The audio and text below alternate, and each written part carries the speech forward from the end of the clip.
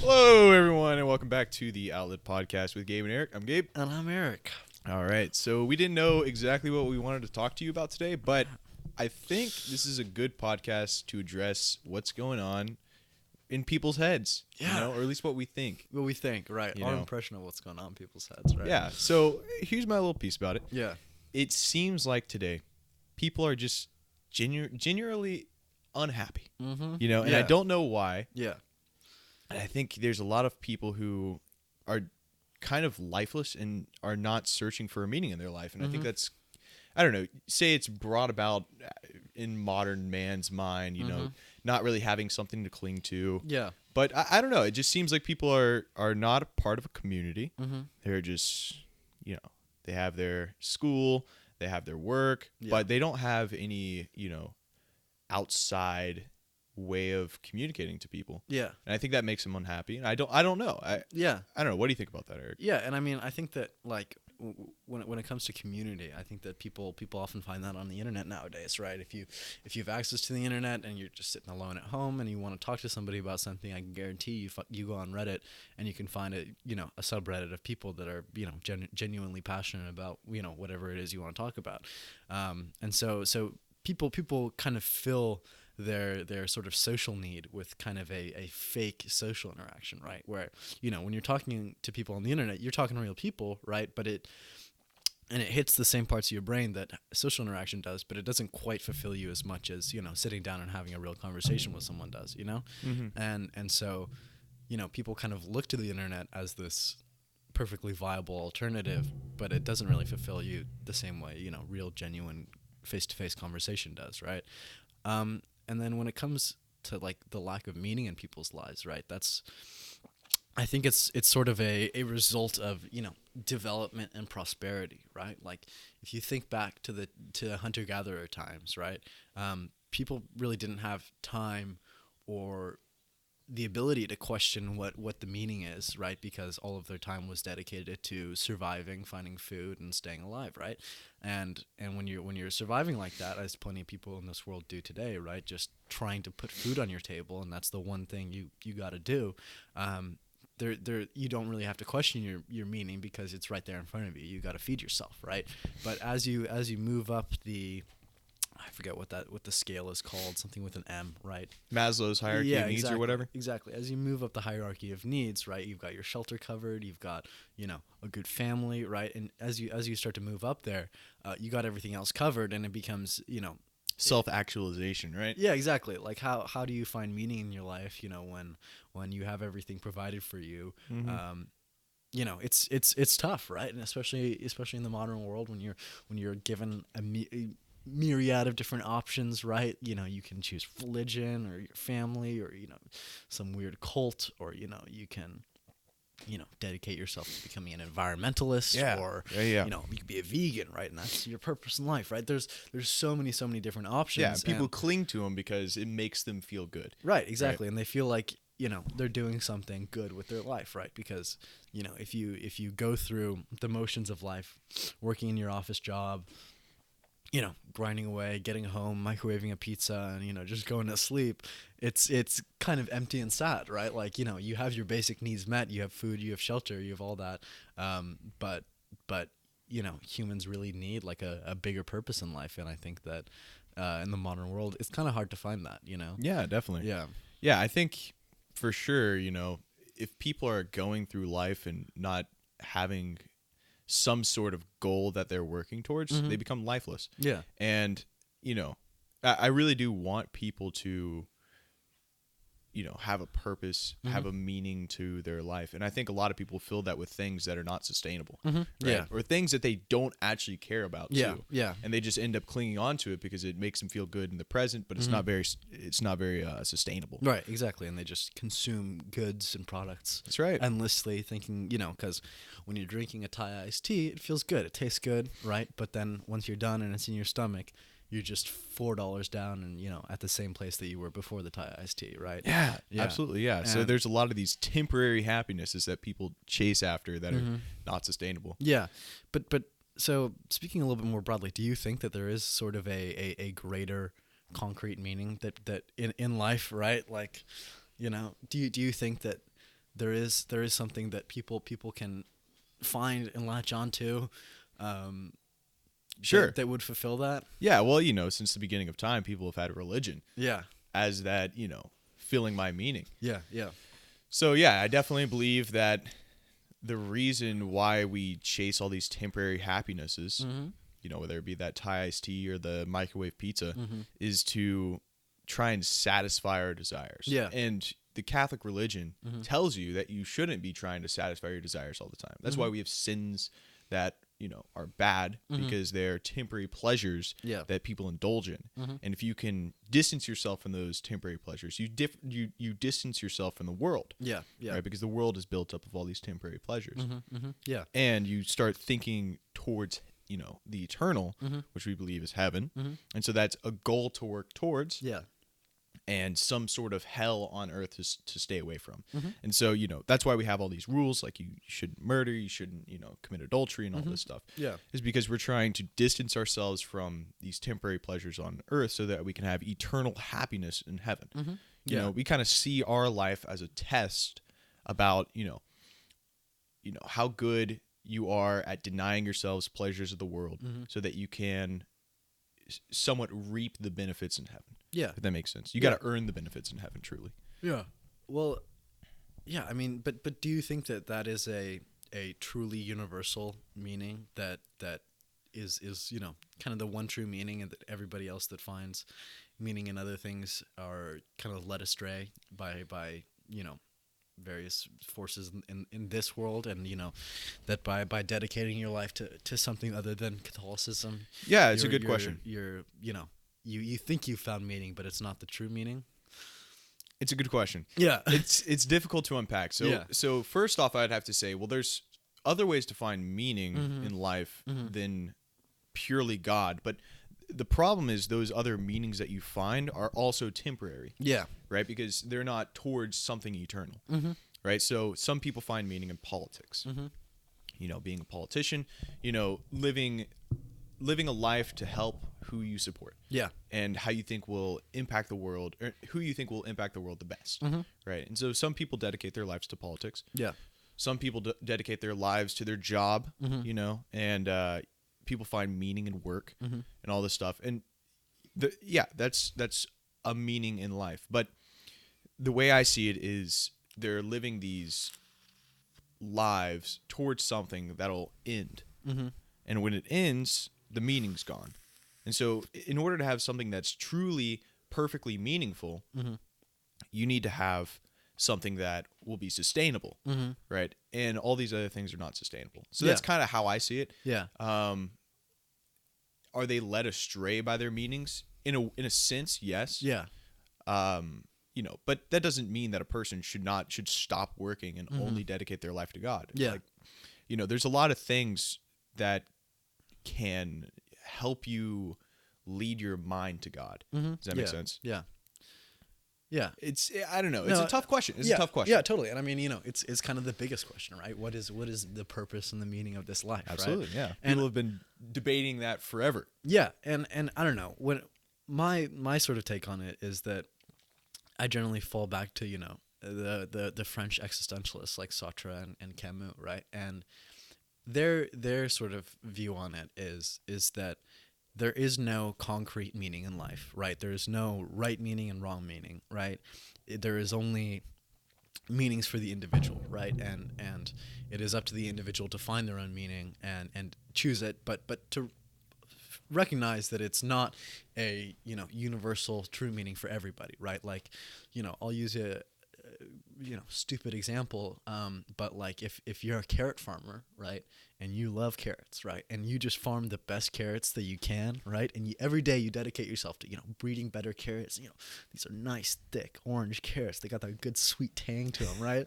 And to us that seems ridiculous, right? Because carrots are carrots, right? And who cares about carrots, right? But that finding meaning in that is just as valid and just as meaningful for that person if they choose to find meaning in that as something as big as politics or God or anything like that. And so it's really up to the individual to find what they're passionate about and really hone in on that and dedicate their life to doing that, but still recognizing that it's kind of a temporary and illogical meaning, right?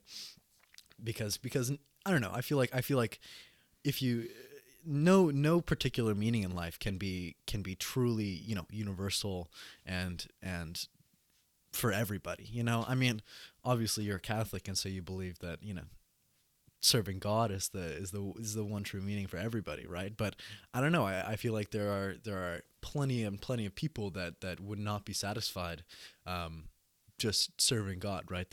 Because you know, sort of the promise and the reward for living a life of you know, pious Catholicism is not tangible, right? You know, it is you know, a promise of eternal happiness, right? But you can't prove that heaven exists, right? And you can't prove that, you know, you will be rewarded with eternal happiness. You know, you really need to believe that yourself, right? And so I think that, you know, there's plenty of people in this world that have sort of abandoned that, you know, promise of eternal happiness in exchange for, you know, earthly tangible happiness, right? Where you know, it might be, you know, stuffing your face with junk food all the time, right? And that's where you find happiness, and it's no good. Or it could be, you know, helping people, you know, working at an orphanage, right? Trying to improve the lives of orphans, right? Where you see, you know, how you're improving the world, and you're able to really see and recognize how you know, you dedicating your life to that benefits the world, right? Yeah, I see that. Mm-hmm. But where I think it's a little wrong is when you say that we sacrifice something eternal for the true, we can see it, the tangible, it's here on earth. It seems a little just illogical to say that I'm going to live, you know, today doing whatever I desire and seeing that tangible happiness today instead of sacrificing something for eternal, because eternal is for eternity, right? And being mortal, you die. Yeah. Right. So even if it's all a great lie that you would reap rewards in heaven, right? Yeah. Even if it's a great lie, it would still be something to work towards because it's eternal versus something that's mortal. Right, but we don't know that heaven is eternal, right? Sure, we don't know it, but it would still, even if we didn't know, but we were exposed to it, it would still mean that we should try and live, you know, pious according to God, whatever that means. Yeah. To try and reap eternal happiness versus just mortal happiness. Because like we were saying about that Tai Chi latte or whatever. Yeah, yeah. After you drink it, it's just in your stomach, and then you're back $4 down. Yeah. You know what I mean? Yeah, yeah. Yeah, I mean, I don't know. I feel like, right, the promise of eternal happiness is very lucrative, right? You know, when someone is able to stand on a pulpit and promise you a life, you know, an afterlife of pure bliss, pure happiness, being with God, right, who is all good, and therefore, you know, you'll live this eternal life in heaven, right? Whatever you think that is, whether it's, you know, angels playing harps in the clouds, or, you know, something more abstract, right? It's a very powerful tool, right? And by promising that, right, you can get people to do a lot of things, right? That's for sure. Right? That's for sure. And you know, it has been used to justify some pretty horrible things, I think. You know, throughout history, right? No, you know, definitely. Not just Christianity, but all sorts of religions have used the promise of eternal happiness to justify doing you know, pretty objectively bad things here on earth. Sure, religion has been used as a tool by dictators for forever. Yeah, you know, it's a way to control your people. Yeah, exactly. You know, because if you control them under, you know, their religious belief, their meaning in life, if you control their meaning in life, then you control them almost totally. Right. And if no one in the village can read Latin, and all the Bibles are in Latin, right? So it's just the priest that's able to spout off what this actually says. You know, that one priest has pretty absolute control over what the congregation, you know, believes and thinks that God is and what they should do, right? And, you know, I'm sure there's plenty of priests that don't twist it, right, and try to give it to them straight, right? Just read the Bible literally. But I think that throughout history, there's also been lots of priests that, you know, twist it a little bit, right, to try to gain an edge, right, Sure. push against whatever noble they don't like, or Yeah, but they're outside the Catholic Church if they do that. Well, I don't know, man. I think that there's they just slip behind the lines or whatever. Yeah, because I mean, if you're a powerful bishop somewhere, right, and you like, there's, I don't know. I feel like the does the Catholic Church monitor every sermon? Like, is there a Vatican spy in every mass, right? Who's just reporting back to the Pope what everybody's saying? No, there right? isn't. But so there's like a significant amount of autonomy given to Well, not nowadays, because they're the Bible is now printed in English and people can actually read the Bible. Yeah. Like, I'll give you an example. I'm speaking sort of in medieval terms, right? Yeah, medieval. Yeah, right. But even in medieval times, there were still educated people who weren't priests who were still going to those masses and churches. Yeah, and there were all the time too. What happens is you have this bishop. This is like Catholic Church hierarchy stuff that we're talking about. Yeah. But there's bishops that oversee an area. Right, and word gets around very quick if you have a priest that is, teaching heresy according to the Catholic Church. And that priest gets kicked out. He gets excommunicated. Right? Yeah. Where we light a bunch of candles and then we put out the candles saying we wipe away your baptismal grace that was given to you. Yeah, it's like you're cut off from the church. Yeah. It's a really big deal, and we used to do that a lot more in medieval times. Yeah. I mean, we actually had an excommunication that happened over Christmas. Really? Yeah, but who got excommunicated? It was so stupid. So it was these Irish Catholics living, I forget where, but there are these Irish Catholics who criticized the Pope for not, champion, and fighting against abortion, but instead fighting against climate change. And it's like a tertiary, it's a very tertiary, third, fourth, fifth, sixth down the list of Catholic things we need to attack. Like, number one's abortion, really. Yeah. And going out and converting all nations, right? But so they criticized the Pope. Pope was like, all right, excommunicate him, read the paper. But I don't know. It's not for me to criticize the Pope. He's elected by God. Yeah. I'm gonna shut the garage real quick. All right. Yeah, I mean, I think that, I don't know. We can get into the minutia of Catholic doctrine and hierarchy and all that, but you brought up climate change, right? And sure. and how that good transition, huh? Right? Yeah, good transition. All right. So I think that I'd like to hear your take on climate change, right? But before you do, I'm gonna give mine, right? Sure. So let me say first, I think we're gonna be agreeing a lot. Yeah. But that's totally fine. Yeah, Anyways. exactly. It doesn't have to all be arguments Discourse about abortion and all this stuff, right? God, meaning in life. Exactly. But so, I don't know. In my recent comparative politics class, we talked about collective action problems, right? And collective action problems are where a situation is structured so that the incentives of the individual harm basically the group, right? Where the individual has the incentive to make a decision that harms the larger group that they're a part of, right? And the classic example that is often used is a little village on the edge of a lake, right? And this village pretty much just survives by fishing, right? Everybody fishes, right? And there's only a set amount of fish in this lake, right? So if all the fishermen go out into that lake and catch as much fish as they possibly can, within, 2 years, the fish will be depleted and there will be no more fish in the lake, right? So every fisherman has the incentive to catch as much fish as they can, because they'll go back to the market and they'll sell it and they'll make, as much money as they possibly can, right? But if every fisherman acts in that way, where they're catching as much fish as they can, pretty soon there will be no more fish for anybody, right? And before you know it, the whole village is out of business, basically, right?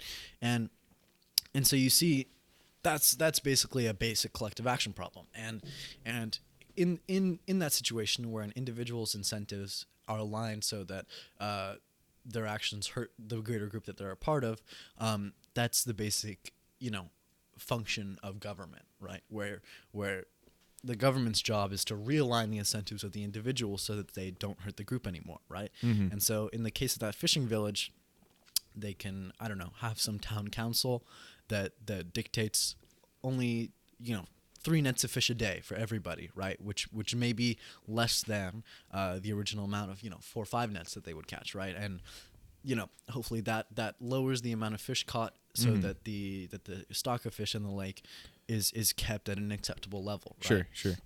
And basically I see climate change as the most drastic, broad version of a collective action problem, right? Because everybody in the world, whether you're rich or poor, whether you live in Europe or Asia, anywhere, you are part of this group that is part of the problem and also affected by climate change, right?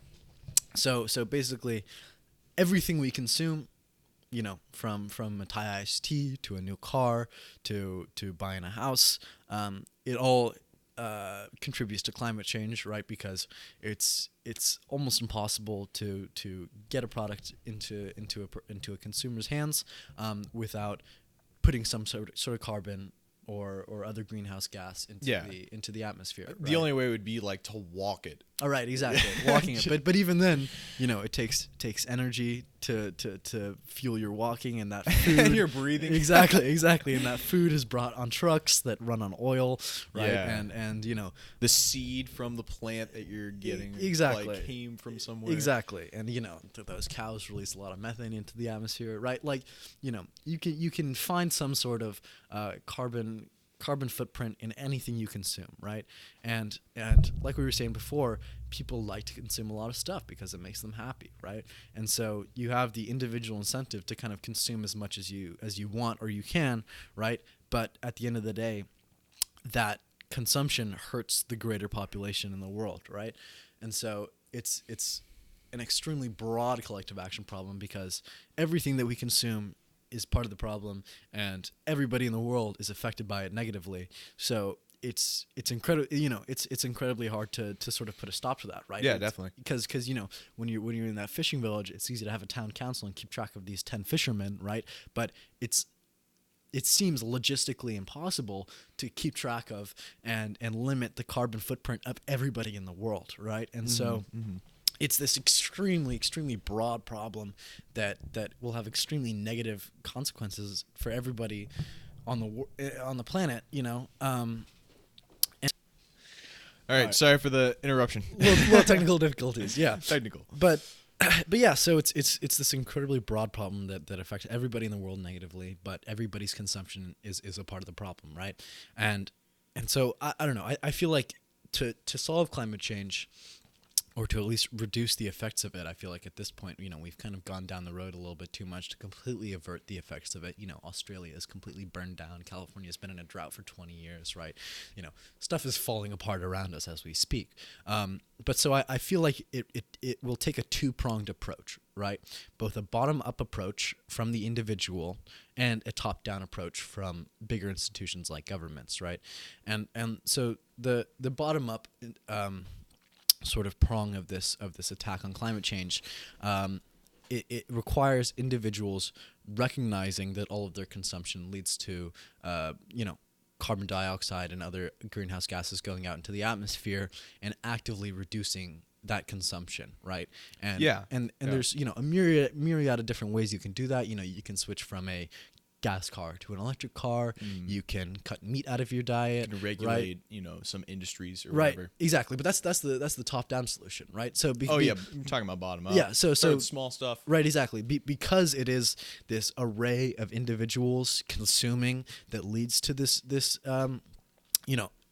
extreme amount of carbon dioxide and other greenhouse gases going out into the atmosphere.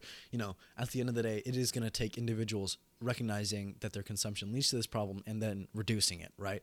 So obviously no one can completely cut out all their consumption, right? I mean, technically you could. You go off the grid, you go live in the woods, and you hunt everything that you eat, right?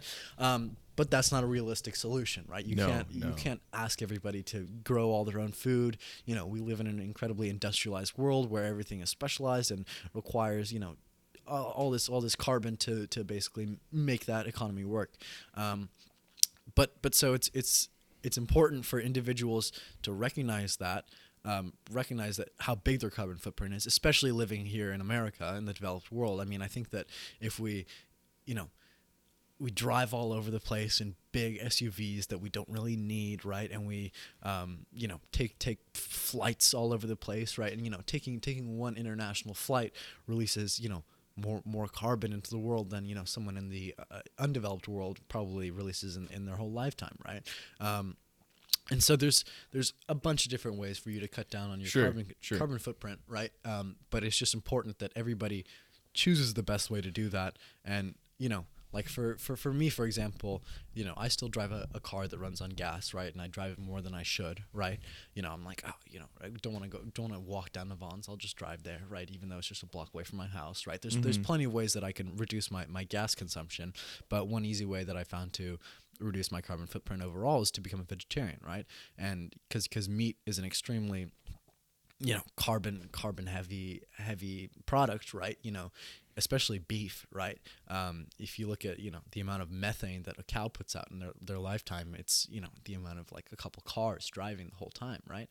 And so by stopping eating meat, I'm putting one chink in the sort of the armor of industrial agriculture, right? Yeah. And yeah. yeah. I see. So back onto the first point, collective action problem. Mm-hmm. What I really think it comes down to, if we're going to make, kind of a long-term play by trying to stop climate change, I just don't see how it's going to work, because people are greedy, right? And, about those 10 fishermen, right?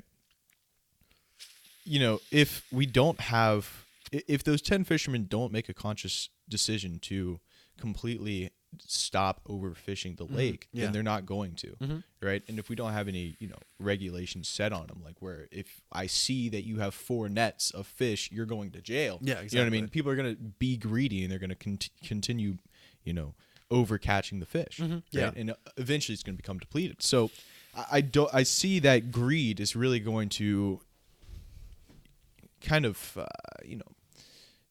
put a halt in all plans that anyone might have about trying to reduce their carbon footprint or whatever. Yeah. It seems like it will never work, because there's so many people to watch after. Yeah. There's so many people to keep track of. Yeah. And you can't say to, whatever we have, 8 billion people now, Yeah. that you're releasing too much carbon emissions. And if you continue releasing those carbon emissions, what are we going to do with you? Throw you in jail or something? Yeah. It just seems like it's such a widespread issue that trying to put regulations on all the people in the world is impossible. Yeah. I mean, there's the only thing that I could see would truly work, if our goal is to reduce our carbon emissions, is to convince everyone in the world that what they're doing is seriously having an impact, and that if you continue to do it, you're going to be a bad person. You know what I mean? Yeah. And convince them to want to reduce their carbon footprint. Totally. And I think that still speaking on through the perspective of the individual, right? The individual consumer who's putting out this much carbon, right? I think that it's important that we start to look at carbon reduction as a virtue, like the same way donating to charity, right? You're putting aside your own personal wealth and happiness aside for someone else's happiness, right? We all recognize that's a good thing and should be celebrated, right? People that donate to charity are generally better people morally than those that don't, right?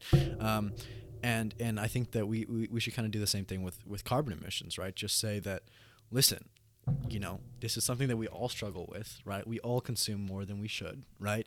But it's a fight that we all should fight together, right? And recognize and celebrate those that are able to effectively cut down their carbon footprint, by putting aside their own personal earthly pleasures, right? So I don't know.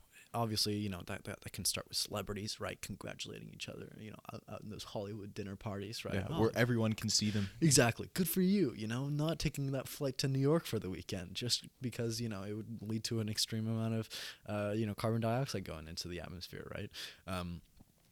Good for you, buying that electric sports car instead of a gas sports car. Sure. Nice, right?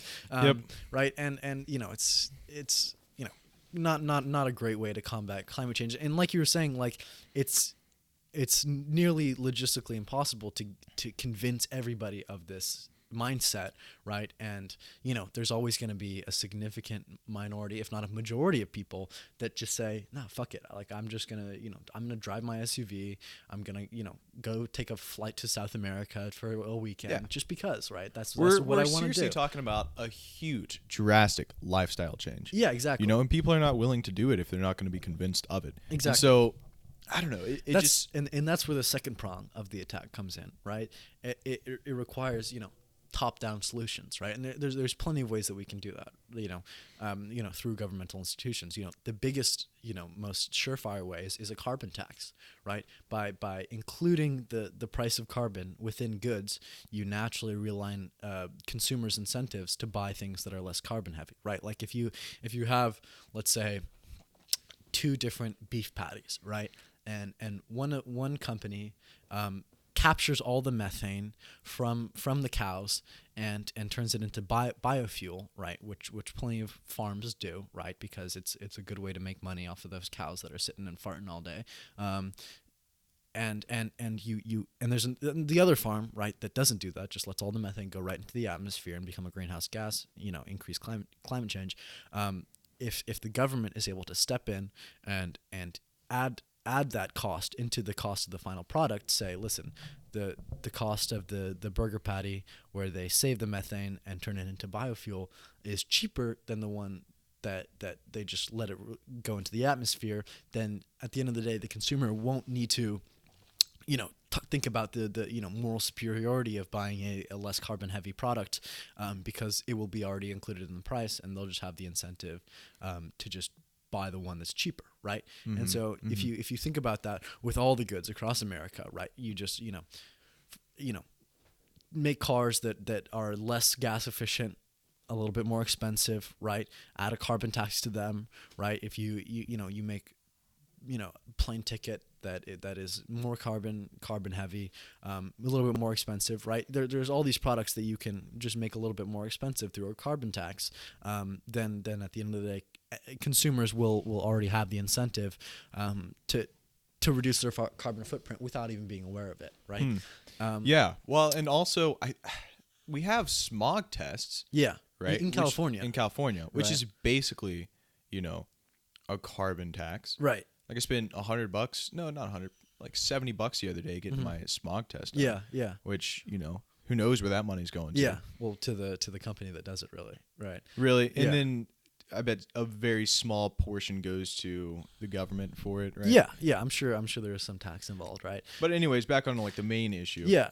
There's a bunch of different ways you can do it, right? You can. I mean, first of all, let's cut oil subsidies, right? The fact that our taxpayer money is going to oil companies to artificially reduce the price of oil, right, just leads to more oil consumption and artificially boosts oil over renewable energy. Yeah, well, what it also does is it makes just normal consumer goods cheaper too. Yeah, it does, right?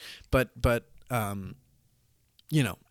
comes at the cost of our planet and the long-term health of humanity, right? And I think that having an infinite array of super cheap consumer goods, right, it seems good, right? And it should be something that we should promote, but not if it comes at the cost of the health and the happiness of all of humans, right? And it's just a tough topic. It's a very tough topic because it's quite boring, right? To be honest, right? It is a little boring because people don't actually see. I mean, we're starting to see real problems. Mm-hmm. Whether or not that can be attributed to climate change or just natural Earth cycle or whatever. Mm-hmm. Yeah, that's to be determined. But right. Yeah, I mean, it's just hard to see because we can't actually see carbon emissions. Yeah, we know it's there. Well, we do, right? Like if you look at the amount of carbon dioxide in the atmosphere, it has shot up, right, exponentially. Yeah, but who's looking at that? Well, scientists are, right? Exactly, and scientists, but not just the general population. Yeah, you know what I mean? They should, right? They should, sure. Right? And we should I don't know, make it a serious part of our education system, right? Make sure that kids from a young age are aware of this problem and are aware of the solutions that it'll take to solve that problem. Mm-hmm. And I remember back in like 7th grade, my teacher, Mr. Finley, right? He brought up climate change, right? And he presented it as a debatable issue, right? He showed a video of a pro climate change person, right, who recognized the fact that it is real, right, and it's scientifically proven that this is happening and that it's a huge problem for us. And then he put on a video of the guy that owns the Weather Channel, who was talking about how, no, this is fake, right? It's just a Chinese conspiracy, right? To reduce American business and get an edge over American companies, right? And he was like, he presented it as a debatable equal issue with, two sides. He was like, well, the guy owns the Weather Channel. He clearly knows a lot about weather, right? And I just found it mind-blowing, right, that a science teacher would sit there and it basically spout off lies to his students, right? And I don't know. I feel like the anti-science, anti-climate change position is sort of easy to take, right? Just because you're able to There's no cost push problems away. You say, no, all those stupid scientists, screw them, right? I don't want to listen to them. I want to keep driving my truck and not listen to that shit, right? And it's the easier position to take, right? But Yeah. it's the morally it's the wrong position to take, right? Just because you're putting your own personal pleasure over the health and happiness of everyone, including yourself, right? Yeah. I mean, it's really reprehensible that he was making it a debate whether or not it even exists. Right. Yeah. I mean, it should be pretty widely accepted that it exists. Right. It's really a matter of how bad is the problem? Yeah. And how much worse are we making it day by day? Yeah, I mean, right? I don't know. I like it. It kind of boggles my mind. Like, what is it gonna take for the anti-climate change crowd to recognize that it's a problem? Amount of people? Not really, but it's like I don't know, the whole Republican Party. Like that's the establishment. No. I mean, tell me one thing that the Republicans have done to curtail climate change. Well, no, I can't do that. Right. But I mean, I'm talking about general public. Oh, no, I'm not saying the Republicans voters. I mean the party itself. The party itself. The party. I don't know. The party. The institution of the Republican Party has. There's a lot of oil companies and they got a lot of money. Yeah. There's a lot of gas companies that got a lot of money, Mm-hmm. and so they can influence politicians We're back to American corruption, right? Back to American corruption. Right? But It always trickles back to it. Right? Yeah. Well, I don't know. Really, climate change seems very political to me. Well, why though? Because I don't know. I feel it doesn't need to be, but it's because an issue that like everybody faces, whether Sure. you're conservative, Republican, Christian, atheist. Like everybody is going to deal with the effects, right? And especially poor people, right? Rich people can kind of just move out of the affected areas and avoid the immediate effects of climate change, right? Whereas poorer people, like if you live in Indonesia on Java and the island gets hit with an earthquake and then a tsunami, right? Or those aren't problems caused by climate change, but a hurricane, right? Which does increase with the planet's temperature rising. You can't just dip, right? You can't just leave and avoid the problem because you have money, right? So it's the poor, underdeveloped, people that live in underdeveloped country are those that are going to be, disproportionately affected by this problem. Yeah, because they can't leave. Because they can't leave, right? Yeah. Well, what I meant by it's political Mm-hmm. is that if you look at the emissions, of people, the number one is just big industries, just cranking out tons of carbon dioxide every day. Yeah. And so what I mean is that it's political is that those people who have those big industries have a lot of money. And when they hear that, a regulation on my company that's going to cost me, I don't know, $500 million is possibly going to be put in place. Yeah. They're going to make sure that the people don't put it in place because Exactly. they lose money. Exactly. Right. So that's what I mean is political. I see it a lot of it as people don't want, who are the people? I mean, those big industry owners don't want to have those regulations. So they buy politicians who are not going to have those regulations. Yeah, exactly. Right. And, That's what I mean. But the American political system is so porous and corrupt that it allows, that greed of the industry owners, right? I own a copper factory and I just want to dump pollution into the river, right? Because it saves me money instead of shipping it off to a safe place to dump it. I think that's the essential role of government, right? Is to curtail the greed of the few in order to benefit the many, right? Because I don't know, I feel like at the end of the day, you have to admit all those big industry owners pumping out as much, or as much carbon dioxide and other greenhouse gases into the atmosphere without any sort of regulation.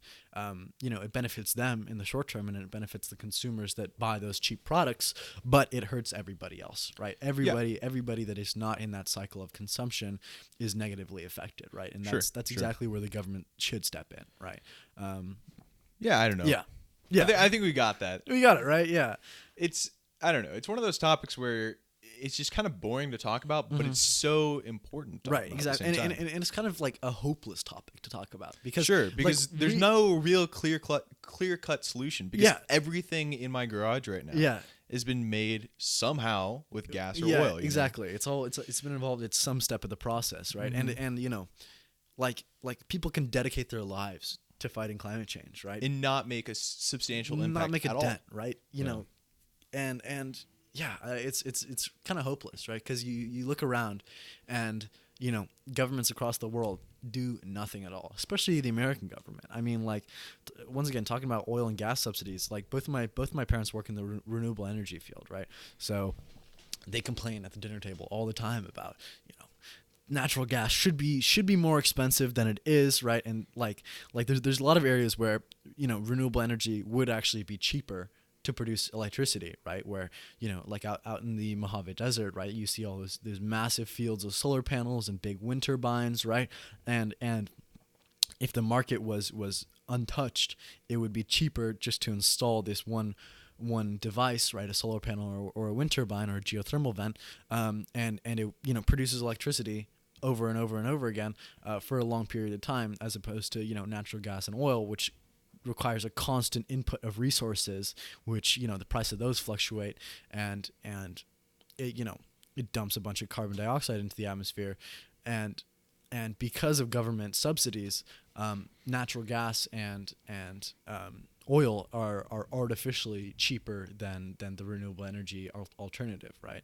And so I mean that's one step that we can do to improve, is just increase subsidies for renewable energy and increase the amount of public research that goes into those fields, right? Yeah, well, I don't know, if we have an expiration date, on Earth, then crank out as much oil as we can before the expiration date. Yeah. But it's not seeable that we do have just a straight up expiration date. Yeah. And so if that's the case, then why don't we just have, renewable energy sources that will always be, It'll always be there, right? I don't know if it's a good point. The sun is always going to shine. The wind is always going to blow. Like, why tap this, increasingly limited oil supply to fuel things that can be fueled through other means, it's a very frustrating topic. Right? It is. It's frustrating because like I want to do everything that I can, but at the end of the day, I'm part of the problem. We're part of the problem, and unless we go live off the grid in the forest, there's which is not reasonable, right? At all. Exactly. We're going to continue to be part of the problem, and we can sit here and spout and preach about reducing consumption as much as we want, but at the end of the day, we're not really making any difference at all. Yeah. We're contributors to the problem. Yeah. It's rough. It is. It's tough. Yeah. Well, I don't know. Anything else you want to talk about, man? I don't know if we talked about, people being kind of lost in their approach to life. Yeah. Fully. I think there's a lot more to talk about there. Yeah, go ahead. I don't know. It really seems like to me that there's just this general uneasiness. Mm-hmm. And I can speak only about my small area in California. Mm-hmm. It's probably different around other places. Yeah.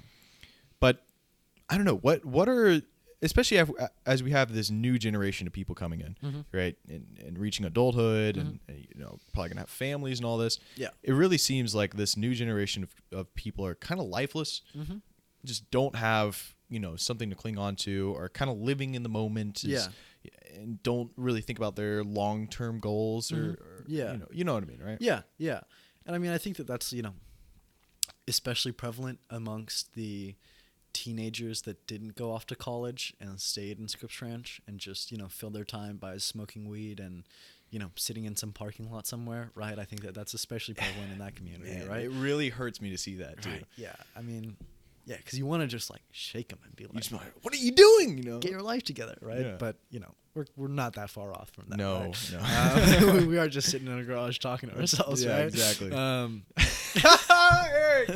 why did you do that, man? But yeah, I don't know. I mean, I think that it's a hard thing to do, right? To set concrete goals and reach them, because I think that people have such lofty goals nowadays, right? Because the people that they admire are so high up, right? Like, I want to be ASAP Rocky, I want to be PewDiePie, I want to, do all these things that are at the top of their respective industries, which just isn't realistic, right? And when you try to work towards a goal that is so far removed from your current reality, it becomes kind of impossible to continue to fight that fight, right? Like, if you're aiming for 50 million YouTube subscribers and you've only got 1,000,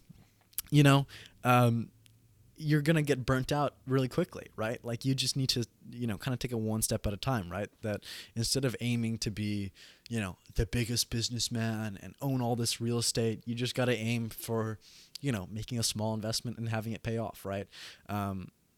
Yeah, I don't know. Is what I'm saying makes sense, right? Like, No, it definitely makes sense. Right? Yeah, Like, I don't know. You got to There's make just- smaller goals, right? Like, Sure. Smaller goals that are reachable. Don't aim for the stars. Exactly. Like goals that you can reach within the month, right? Yeah. Or within Yeah. the season, right? Yep. Not within the year, not within 5 years, because those goals are too far removed, and it's hard to make concrete steps in achieving them.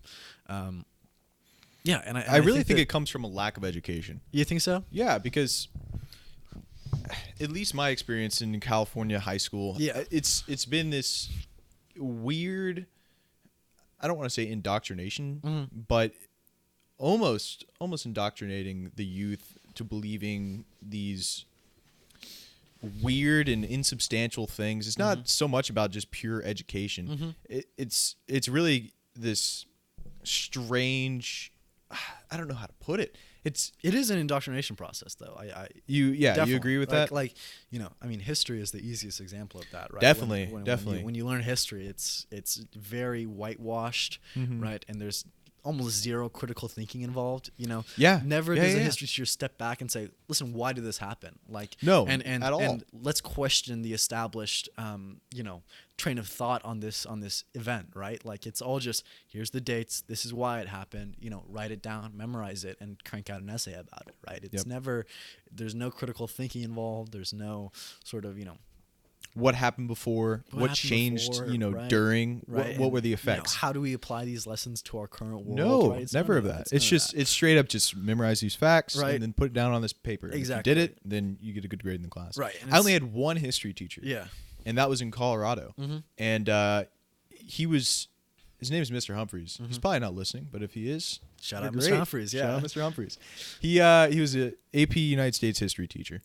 And I don't know, I'd been fed this bull crap Yeah. about military, Right. about how it's all good, Right. that everything we do America's is always good. the good guy, right? Yep, we're the police of the world, and Right. we always make the right decision. Yeah. I've been fed that last year by my other history teacher, and in subsequent years afterwards too, and before as well. And it's all been America is right in everything that it does. Exactly. Right. We're always the good guys, and our enemies are therefore the bad guys, right? That's right. Yeah. That's right. And then I had this history teacher, Mr. Humphreys, and he offered a completely different perspective. He always had at least 4 or 5 different perspectives on everything we studied. Yeah. Yeah. Right. And it was great because then we get to look at those perspectives, determine which one is true, right? First off, after considering all perspectives, and then move forward. Yeah. Right. And Yeah. so it was especially prevalent when we got into like Vietnam, World War One, Yeah. World War Two. Yeah. Where, we always like to think, okay, we are always the good guys. Right. And we weren't just killing Viet Cong Right. members all the time who Right. were probably just family members and Yeah. had nothing to do with the war. Yeah, exactly. And I don't know, back on to like the indoctrination process. Yeah. I think people spend so much time in schools that they impact the students so much. Yeah.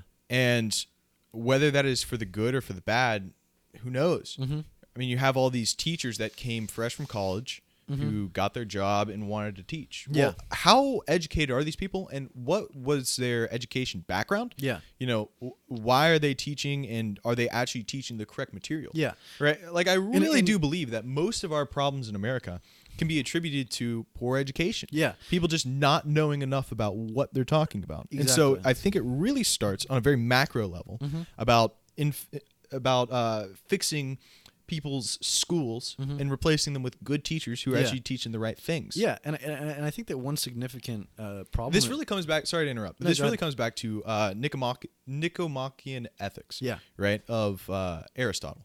Right. He said people should learn what they should. Sorry, they should like what they should and dislike what they ought. That's Nicomachean ethics in a summary. Yeah. Right. And so, like what you should, which is knowing things, and then liking what is true, and disliking what you should dislike. Right. Yeah. It's very important. Yeah. And when you have schools that are only showing one perspective of history, you know, one way to read a book, you know what I mean? Yeah. Like it leads to this confusion about the world and how things are actually, you know, true physically in the world. Yeah, students aren't given the freedom to decide for themselves. It's a top-down sort of autocratic way of learning, right? Yeah, and I've written many English papers where I offered a different perspective on the topic, and my teacher gives me a bad grade because that's not what it said according to my curriculum. Exactly. It's all about the teacher's perspective, right? And you know, you brought up how a lot of teachers are kind of unqualified and uneducated, and I think that a significant reason for that is how little teachers are paid, right? If we want the best people to teach our kids, right, then we need to have a more meritocratic system where the best people are chosen for that. And the thing is, the smartest, most talented people in this country often don't choose to become teachers because they know they'll be making less than, if you know, at or less than minimum wage, right? Because you know, they want to make more money and they want to live a comfortable life, right? Like in Finland, for example, often, you know, the Finnish education system is often touted as the best in the world, right? And a reason for that, a significant reason for that, is that teachers are not only paid as much as doctors and lawyers, but as respected as doctors and lawyers, right? Being a teacher in Finland is considered a high position in society, right? And it should be, you know, only given to those that are the most qualified and the most talented, right? So it's a much more meritocratic system where the best people in Finland become teachers, and therefore, you know, the students are taught by the most qualified, most educated people available, right? Whereas in America, you know, obviously we respect teachers, right? And we recognize that they do good, important work, but they aren't paid accordingly, right? Yeah, and those people that are qualified to take those positions are not becoming teachers, right, because they go into business, right? That's right. They go into business. They go, you know, get a PhD, right, and become do a lawyer, something, right? A lawyer, whatever. Yeah, exactly. And so we have a massive army of teachers that aren't qualified and aren't the best people to be teaching our kids. And you know, I don't want to disparage teachers at all, right? But you know, they're often not the best people to do the job. That's right. And they're really in a very high position of authority too. Yeah. You know, because if you're a teacher, you are in control of, you know, how many students, whatever. You got 6 periods a day, 30 students per period. That's a lot of people to take care of. Yeah. That's a lot of people to make sure you're telling them the right thing, right? And, you know, I really do that point that you made about, you know, teachers being paid more so that we have more qualified people to occupy those jobs. That's really important. Totally. That's really important. I mean, and teachers make less than like garbage men. That's right. $40,000 a year or something. It's and especially in California, that's like not really a livable That's not wage. very low. Yeah. No, like you are living in poverty as a teacher, Sure. and that is not acceptable, right? And basically, like what that system does is the only people that become teachers are people that like have a real genuine passion for teaching and are willing to put aside their financial and physical well-being for the good of the kids, right? And those are people that should become teachers, right? Oh yeah, we recognize, or people that just don't have any other better options and just, you know, get a 2 years bachelor's Yeah, degree they got teaching, they got a history degree, they That's got a an English solid job, degree, right? they couldn't find a job outside of it, so they become teachers. Just become teacher, right? Or, you know, I mean, like Mr. Crane, who was my history teacher in I think sophomore year, he was basically like a sports coach, right? That was what he was passionate about. I liked, teaching badminton and, coaching the tennis team. But I gotta, pay the bill somehow, and, I guess I'll teach history, right? And he was clearly not that passionate about history, and, gave basically the boring, whitewashed, American propaganda version of history, where we're the good guys, they're the bad guys. That's it, right? And I questioned him all the time, right? I would raise my hand basically at every point that he made, right? Eventually to the point where he started just ignoring me, not answering me, right? Yep. But most of the other students in my class just took his teachings as fact, right? That's the way it is, and we believe it, right? Yep. And it really affects you too, because if you go through learning that everything which I'm told is true. Like we see this in the sciences today. Yeah. Right.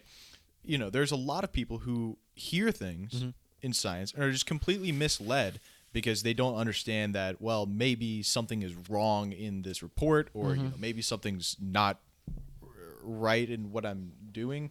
It's really just this problem of accepting all things that you hear as fact, and what ends up happening is you become just a very gullible person who just is believing everything. And I'm not being I'm not trying to say like I'm being some skeptic or something, that I don't believe anything, but what I'm really getting at is people are not understanding that you need to be able to choose what is true. Yeah, and constantly question that, right? Exactly. Constantly reevaluate. Listen, is what I believe actually true? Let me sit down and really think about it for a long time, instead of just accepting it as fact and continuing on with their life, right? Yeah, especially because there's a lot of things that we accept as fact that have certain assumptions inside the fact.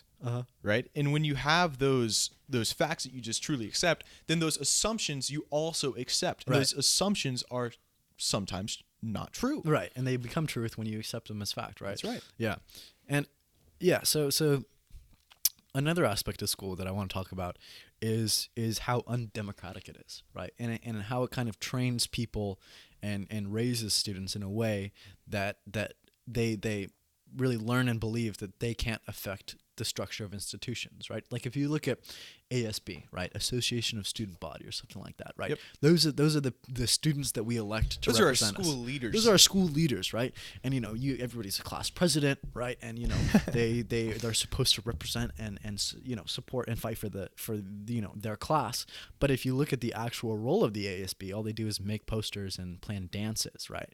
Like, what theme are we going to have for homecoming this year, right? So they have very little power and control over the actual structure of the school, and I think that that's something that really needs to change, right? Like, and as a result of how little power ASB has, is it doesn't attract the people that actually want to change the structure of the school. No, it attracts really, people that like designing posters and giving charismatic pep speeches. Go hype, go seniors, yeah, right? Exactly. And I think that if we really want to train people and raise them in a way that teaches them that, listen, these institutions that have power over you, you have the power to change, because if you simply sit by and accept them as the way they are, nothing's going to change, right? Yep. But as the students in a school, we hold a significant amount of power, right? Like, you never see American students striking over things that they find unjust, or sitting down and rallying for something that they want to change within the school. You see it in colleges. You see it in colleges, right? Because people get a little bit more aware and educated, right? But I think that that's a process that should start at a very young age, right? Like, let's give the class president some actual power to change the institution that they live, that they go to school in, those right? ASB speeches where they're like, I'm running for class president, right? And if I get elected, I'm gonna give everyone free chocolate milk, right? Yeah. Like Yeah. it's just the most base stupid shit, right? Yeah. That, like, it really doesn't have any impact on the schooling of the students, right? And I think that the ASB president should, like, really represent the students as a whole, and really fight for the changes that the students as a whole want to see, right? Whether that be, we don't want as much homework, right? We want school to start later. Like, we don't want school to start at 7 a.m. Let's push it back and have it start an hour later, right? There's tons and tons of changes that students would love to see made, right? That they should stand up and fight for, right? Because that's the way, changes are made in our country, right? And if we train students from a young age that they have no power over their school, everything comes from the top down, right? The principal is the one that decides everything. It sort of indoctrinates students into an undemocratic system where they believe they don't have any power to change anything. And if we want to see people's movements, right, grassroots movements rising up and fighting for the changes that they want to see made in this country, we got to start that at a young age, right? For encouraging students to stand up and fight for the changes that they want to see made. Yeah, definitely. Well, again, if you want good citizens, it starts at a young age. Yeah. And public education is just not getting it done. Like, we have the rich, not the rich, but the people that take education seriously, who are sending their kids to Catholic schools or whatever to get better education, or sending their kids to a private school, because they really do value the education. But the problem is, it's $15,000 a year, or it's so much money. Yeah. Right. Yeah. And I don't know, it's just remarkable that a public education system, where it's, if you pay your taxes, your kid goes to school, right, is not holding good standards, so that the rich have to say, well, my kid could go to public education and get a terrible education, right? But I'm going to pay for him to get a better education and a better successful life, right? Yeah. So I don't know. The school system in America is just very broken. Yeah. And this is really fresh on both of our minds because Erik just graduated. I'm in my senior year, and I'm seeing this stuff. Yeah. Well, I didn't graduate. Oh, that's right. Yeah, that's right. But I don't know. It's really tough to talk about because it really is extraordinarily important. Yeah, exactly. Right? Because I would argue that teachers have more of an impact on kids than their parents. Yeah.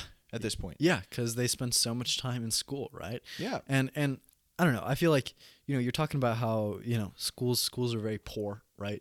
And they kind of, I don't know. I feel like they enforce the class lines that are already established, right? Because and one way that they do that is by a significant amount of the money that schools get comes from property taxes, right? And so that means if you live in a wealthy area where the homes are really expensive, the property taxes are really high, right? Because you pay $1 million+ for a home, right? So a lot of that money goes to the local schools, right?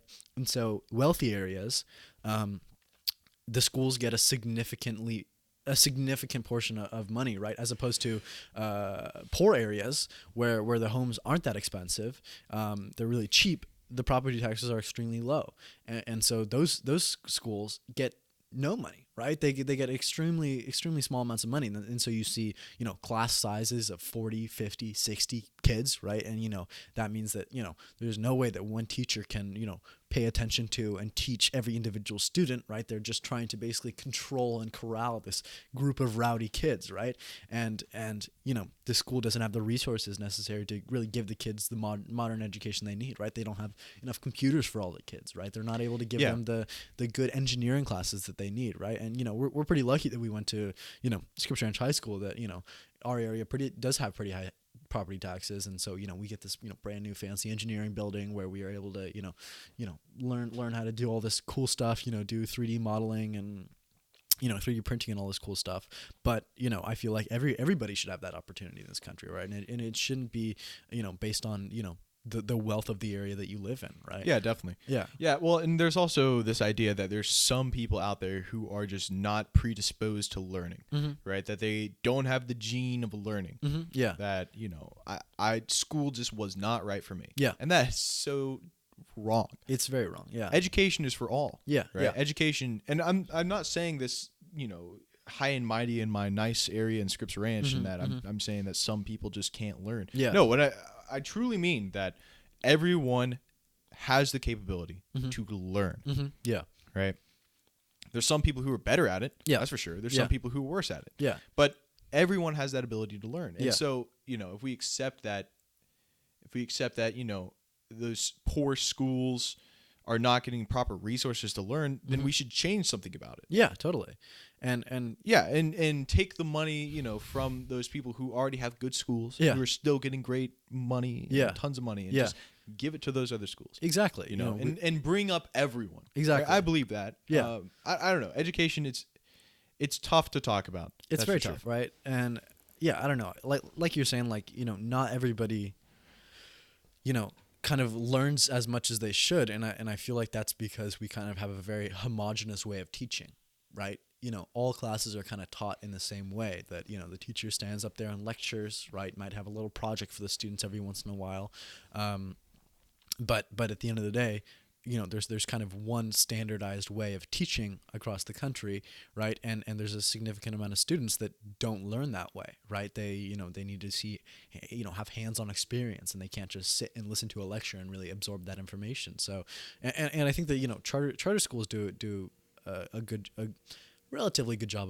of solving that, right? Like, I don't know about your specific charter school, but I know it's a good charter school. Yeah, like Innovations, for example. Yep. That's a local charter school that does elementary and middle school, and basically the way they do it is they have each student basically working on a project for I don't know, 3 to 6 weeks or something like that, and when you're at school, you're just focusing on this one topic, right, that is decided by the teacher. You know, you're doing a project on history, right, so you have to do lots of research and, you know, kind of work on your own time to complete this project, as opposed to, you know, learning 6 different topics in one day, right, going to all these different classes where you just have to memorize facts and do your homework, right? Yeah. And I think that, you know, I don't know. For some people, that system works better, and for some people, they enjoy the 6 different classes. Yeah, well, right? at my specific charter school, we get to choose our classes, and they have an array of classes. They got tons. So, I mean, I like to work at home, and so I can, you know, finish all my classes at home, and I don't need to be in class to do anything. Yeah. But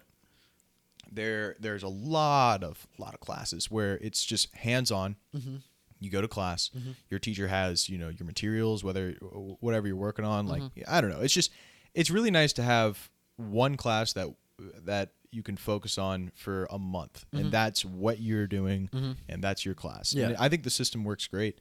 And I don't know. It's a very hands-off approach to education too. It really leads it up to the person, the student themselves, right, to decide what they want their education to look like. Yeah, yep, exactly. And people take it seriously. A lot of people don't take it seriously. Yeah. But I don't know. Yeah, I don't know. Do you think that we should have a philosophy class as a core part of education? Oh yeah, absolutely. Right? Because philosophy really teaches you how to think. Yeah. Right. Like logic, a subsection of philosophy, right, should be standard teaching everywhere. Yeah. Because what it really teaches you is how to deduct. Yeah. How to, you know, take multiple, you know, how to have multiple ways of thinking. Yeah. And transfer it into one way that you think is right. Right. And that's logic. Yeah. And then also, you know, you have your metaphysics and understanding the essence of things Yeah. and all this stuff. And I really do think it should be standard practice in all schools. Yeah, totally. And I, you know, I can obviously see that, you know, if you teach philosophy in the current American system, you know, it would probably just become, you know, today we're learning about the Greek philosophers. This is Plato. This is Aristotle. This is Socrates. All right, memorize where they were born and what the books they read. It would not be at all reading firsthand accounts. Yeah, but I think that, you know, if you get some good philosophy teachers and you teach, you know, sort of the core concepts of philosophy, you know, how to form an argument, right? You have premises. The premises have to add up to the argument, and if the premises are right, then the argument must be right, and if they do correctly add up, right, you know, there's like I really think that it's important for people to learn how to you know, think in that way, right? That you know, there are premises and they need to logically add up to the argument and sort of analyze all the things that are thrown at them through that lens, right? That are the premises that are adding up to this argument actually correct, right? That's right. Because I think that that's something that, you know, a lot of people just assume that the premises that are given are correct, right? And there's a lot of people, myself included, to an extent, that don't know how to properly formulate an argument, you know, and really, you know, say that, you know, if X is Y and Y is Z, then all Z's are X. You know, it's like a very standard logical argument, right? Yeah. And they just don't understand how to connect it properly. And so what you have is all these people who are accepting false premises and trying to make arguments that are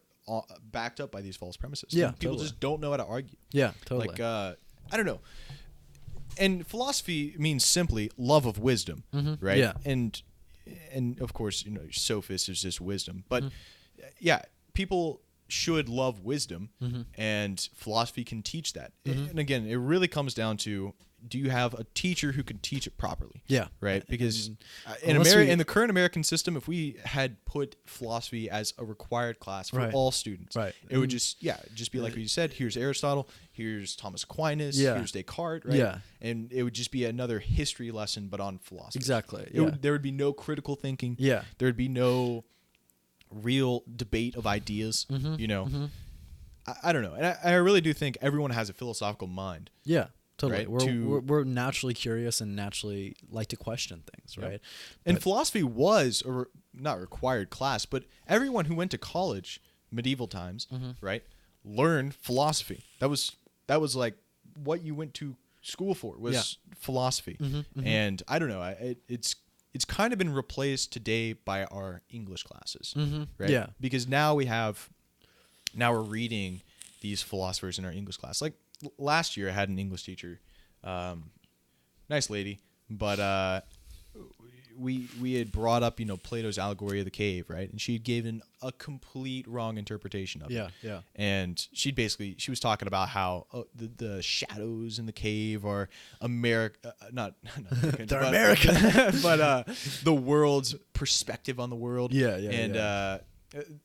People's perspective on the world, and how, people who are climbing out of the cave are somehow reaching this higher enlightenment and all this stuff. And I don't know. She was just giving wrong interpretations on a bunch of this stuff. And and I think that's sort of goes to the root of teaching philosophy, is that it shouldn't be a teacher giving their own philosophy and their own perspective on the world, but simply giving the infrastructure for students to decide for themselves, right? Like this is liking what you should and disliking what you ought, right? Exactly. Like teaching the kids about the allegory of the cave, right? But then letting them decide for themselves and talk amongst themselves and debate amongst themselves of what it really means and how it can be applied into the real world, right? Yeah. I don't know. Because I mean, it kind of goes to the root of the problems of American education, right? How oftentimes these teachers are just giving their own perspective instead of trying to give some facts and then allowing the students to form their own perspective. That's right. Based on their own personal experience and what they think is true. Yeah, and there's some classes where there's been established rules that people have to follow, like mathematics, right? You can't really interpret that too much, right? Mathematics, right? Unless you get real high levels, right? And then you can start debating like prime numbers. Exactly. I don't know. Yeah. But there are some classes that you just have to accept as fact, like mathematics and sometimes sciences. Yeah. But especially in the English and histories, there's a lot of things where offering just taking the teacher's perspective is terrible. Because then you learn what the teacher knows, and you're not learning what the teacher's teaching. Yeah, you know exactly. what I mean? Yeah, What he's I don't know if that's the proper way of wording it, but you're only getting the teacher's perspective. Right. Like, yeah, we've had history teachers where that's the only case. Right. And I detest them. They're terrible. Yeah. But I don't know. Really, if we're gonna change, if we're gonna try and educate our people, it really starts with schools, of course, and it really starts with getting good teachers who are offering. Pay them more. Pay them more. Pay them more. Yeah. Pay them more. Yeah. Pay them more. More people that are more qualified to occupy them will. Yeah. Exactly. So, yeah. Yeah. I don't know. What else do we want to talk about? I don't know. Talk about something else. Yeah. I don't know.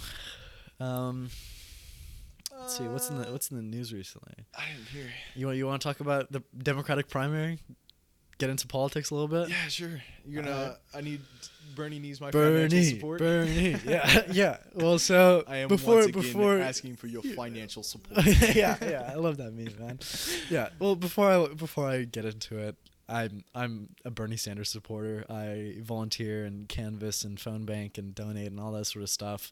And I don't know. I like. Which, Eric, that's great. Yeah, thanks. Man. At least, I appreciate it. I mean, if you don't like Bernie, whatever. But if you're actually out there trying to support Bernie and really making phone calls and knocking on people's doors, that's pretty cool. And let me tell you, man, like knocking on people's doors, like it's no fun, bro. It kind of sucks. Cause 1 in 5 people will open the door, right? And the rest you knock, ring the doorbell. And then you're no like, one comes. Fuck it, right? And especially, they're looking through the people. Right? Like, It's especially bad if they're there. You hear them walking around and rustling, and you're like, come on, man, just open the door. Even if you're just gonna shut it right in my face, like, at least acknowledge that I'm here, right? And then 2 out of the 3 people that actually open the door pretty much just like nod and then just take your pamphlet and don't say anything, right?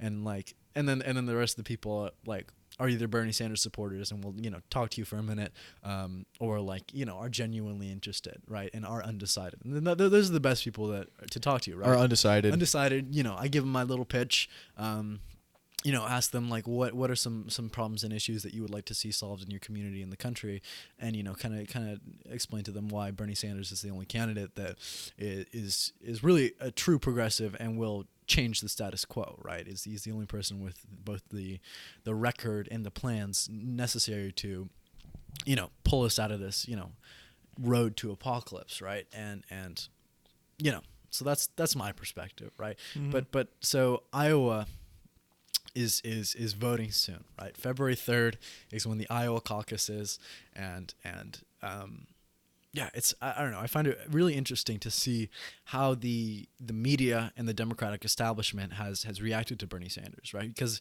their initial strategy, the media at least, was just to ignore him, right? Like if you look at like there's tons of examples, right, where CBS, right, did a hour-long piece on the election, right? And they didn't even mention Bernie Sanders, right? They went through all the candidates, Julian Castro, Andrew Yang, right? Elizabeth Warren, Pete Buttigieg, Joe Biden, all of them, right? But just didn't even mention Bernie Sanders' name once in the entire. Think that was planned? Of course, because. And I mean I can bring up tons of examples, right? Like where like they show a ranking of the poll numbers, right? Where Bernie Sanders is beating everybody by about 2 points, and the second is Joe Biden, right? But they simply switched the bars, right, and put Joe Biden on top, even though he had 2% less than Bernie Sanders, and then they just put Bernie Sanders in second place. You cannot trust media anymore. Yeah, and the I don't know, the underlying reason for that is because Bernie Sanders is, you know, political campaign and what he's promising to do will attack the power and the wealth of those that control the media and those that advertise in the media, right? So the media has an incentive to basically trash him, right? To do everything that they can, despite it being not good journalism, to basically, you know, undermine his campaign and you know, try to do their best to stop his presidential run, right? Yeah, it's definitely in their interest. Right, exactly. Sure. And so initially the strategy was just to ignore him, right? Let's not mention Bernie Sanders, and hopefully people will just not pick up on him, right? But then, you know, around December, January, they realized, listen, he's leading or in second place in most of the polls, right? So he is a serious contender. So then they move on to trying to trash him, right? And so, you know, they try to call him a sexist, right? Bring up all these Bernie bros. All he's got a pretty clean record, right? though. Yeah, I mean, like, yeah, he like his record has proven time and time again that he is, you know, pro women's rights and pro, you know, LGBTQ plus rights, and, you know, supports, you know, people of color in this country, and, you know, all the things that a good politician should stand for, right? But they still try to bring up imaginary, like Elizabeth Warren said that in 2018 he said that a woman can't win the presidency, right? And she just went out and said that, right? Which I think is a blatant lie, right? That doesn't seem like something Bernie Sanders would say. You know, in fact, he encouraged Elizabeth Warren to run back in 2016, but she decided not to because she, you know, endorsed and submitted to Hillary Clinton. And yeah, I think it's just a blatant lie and an attack on Bernie Sanders' character, and it didn't hold up, really. Like, there was no one that accepted it and moved away from the Bernie camp, right? Sure. Like, it didn't work, and the media, you know, hyped it up and all that sort of stuff, and the attack kind of fell flat. And at this point, the Democratic establishment is kind of scrambling to find a way to stop Bernie, right? Like, I recently read an article that was put out by Rahm Emanuel, who's Chicago's old mayor. He's a pretty horrible guy. He's a Democrat, but he's, you know, the worst type of corporate Democrat that, you know, exclusively runs in the DC lobbyist circles and, you know, tries to basically uphold the Democratic establishment while stopping any real progress from happening in this country.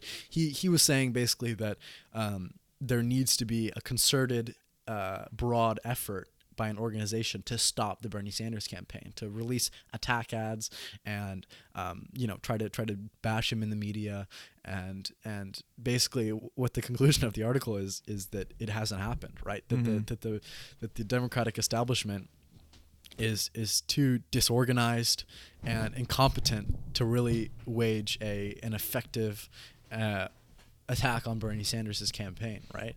And I don't know, for Bernie Sanders supporter, that sounds pretty damn good, right? That they're trying their best to stop him. It backfired, and it's not working, right? Yeah. He is like in a lot of polls he's leading in Iowa, right? Joe Biden might be leading in some other ones, but it's, I don't know. I'm hopeful at this point, right? It seems like we have a once in a lifetime shot at getting a real progressive that wants to change the course of this country into the highest office in the land. And I recognize that one person can't solve America's problems. That's impossible, right? But what us at the Bernie Sanders campaign like to think is that once he gets elected, that's when our work really starts, right? That is when we got to organize in our communities, go out into the streets, really fight for the proposals that he, that we want to see put into place, see the changes that we want to see changed, and really, make a concerted effort to fight for this new America that we all want to see, right? Because we all know and recognize that, there's no way Medicare for All is going to get passed and put into place without a fight. There's no way we're going to be able to, effectively fight climate change without, opposition from the oil lobbyists and, the DC establishment. There's no way we're going to, be able to increase funding for public housing without any sort of fight, right? Like everything that we want to change isn't going to come easy, right? But that's why Bernie Sanders has tried to fight to make his campaign sort of a vehicle for grassroots organizing that allows people in their communities to go out and fight for the changes that they want to see changed, right? Yeah. I don't know. What do you follow the Democratic primary that closely? No, I don't. Yeah. I'm not super interested in politics, actually. Yeah. I mean, I see its necessity, and I see that it's super impactful in many ways. But I don't know. I feel that it's just not going to change my life at all. Yeah. Right? Yeah. And my vote is insubstantial. Especially in California, right? Yeah, absolutely. Trump versus whatever the Democratic nominee is, hopefully Bernie Sanders, right? The Democrats probably going to take California, right? That's for sure. I mean, when was the last time California voted conservative? I think it was Reagan, man. But I don't know. Long time ago, right? But I mean, that's not to mean that there's no conservatives in California. Of course, right? There's definitely a lot more. There's definitely conservatives, yeah. I think Trump won San Diego County. Right? Did he? Yeah. So, there definitely is, conservatives in California, right? But I mean, at the end of the day, it's not substantial. No. I don't know. We're a pretty liberal state. Yeah. Here's kind of my talk on politics. Yeah. I do see the necessity for change, and I do see the necessity for conserving. What I see it as is this balance of how much needs to change and how much needs to be conserved. There's a lot of times when conserving, and not changing morals and ways that we're living is a good thing, because the changes that are going to be made are possibly detrimental. And there's a lot of times when the conservative party, who is wanting to keep an established hierarchy of people, right? Let me take a step back, right? So I see the conservatives as somewhat of a hierarchy. There's people at the top, there's people at the bottom, and that's how it is, and that there's always going to be hierarchies, right? We see this in nature. There's always a top gorilla in charge of the rest of the gorillas. There's always a top bear in the bear kingdom or whatever. You know what I mean? Yeah. There's hierarchies within animal structure, and humans are animals, so we have a hierarchy as well. Right? That's obvious. Right. People with more money and there's people with less money. Yeah. Right? But what happens is that hierarchy becomes corrupt. Right? It becomes corrupt because there's people who are, at the top, who are holding too much wealth, who are, making what they're doing at the top the only thing that is important, right? And it corrupts the rest of the hierarchy. Yeah. And then the left step in and say, hey, you guys are corrupt in your politics. We got too many homeless people on the street. Yeah. People are not getting health care, right? Whatever. And the left says this needs to change in this way. Yeah. So I see the right as the hard right as keeping this hierarchy, and on the far left, I see the people on the left trying to say the hierarchy's corrupt in these ways, and here's how they need to change. Yeah, yeah. Right, and so I see it as this necessary balance of the two positions. Yeah, yeah.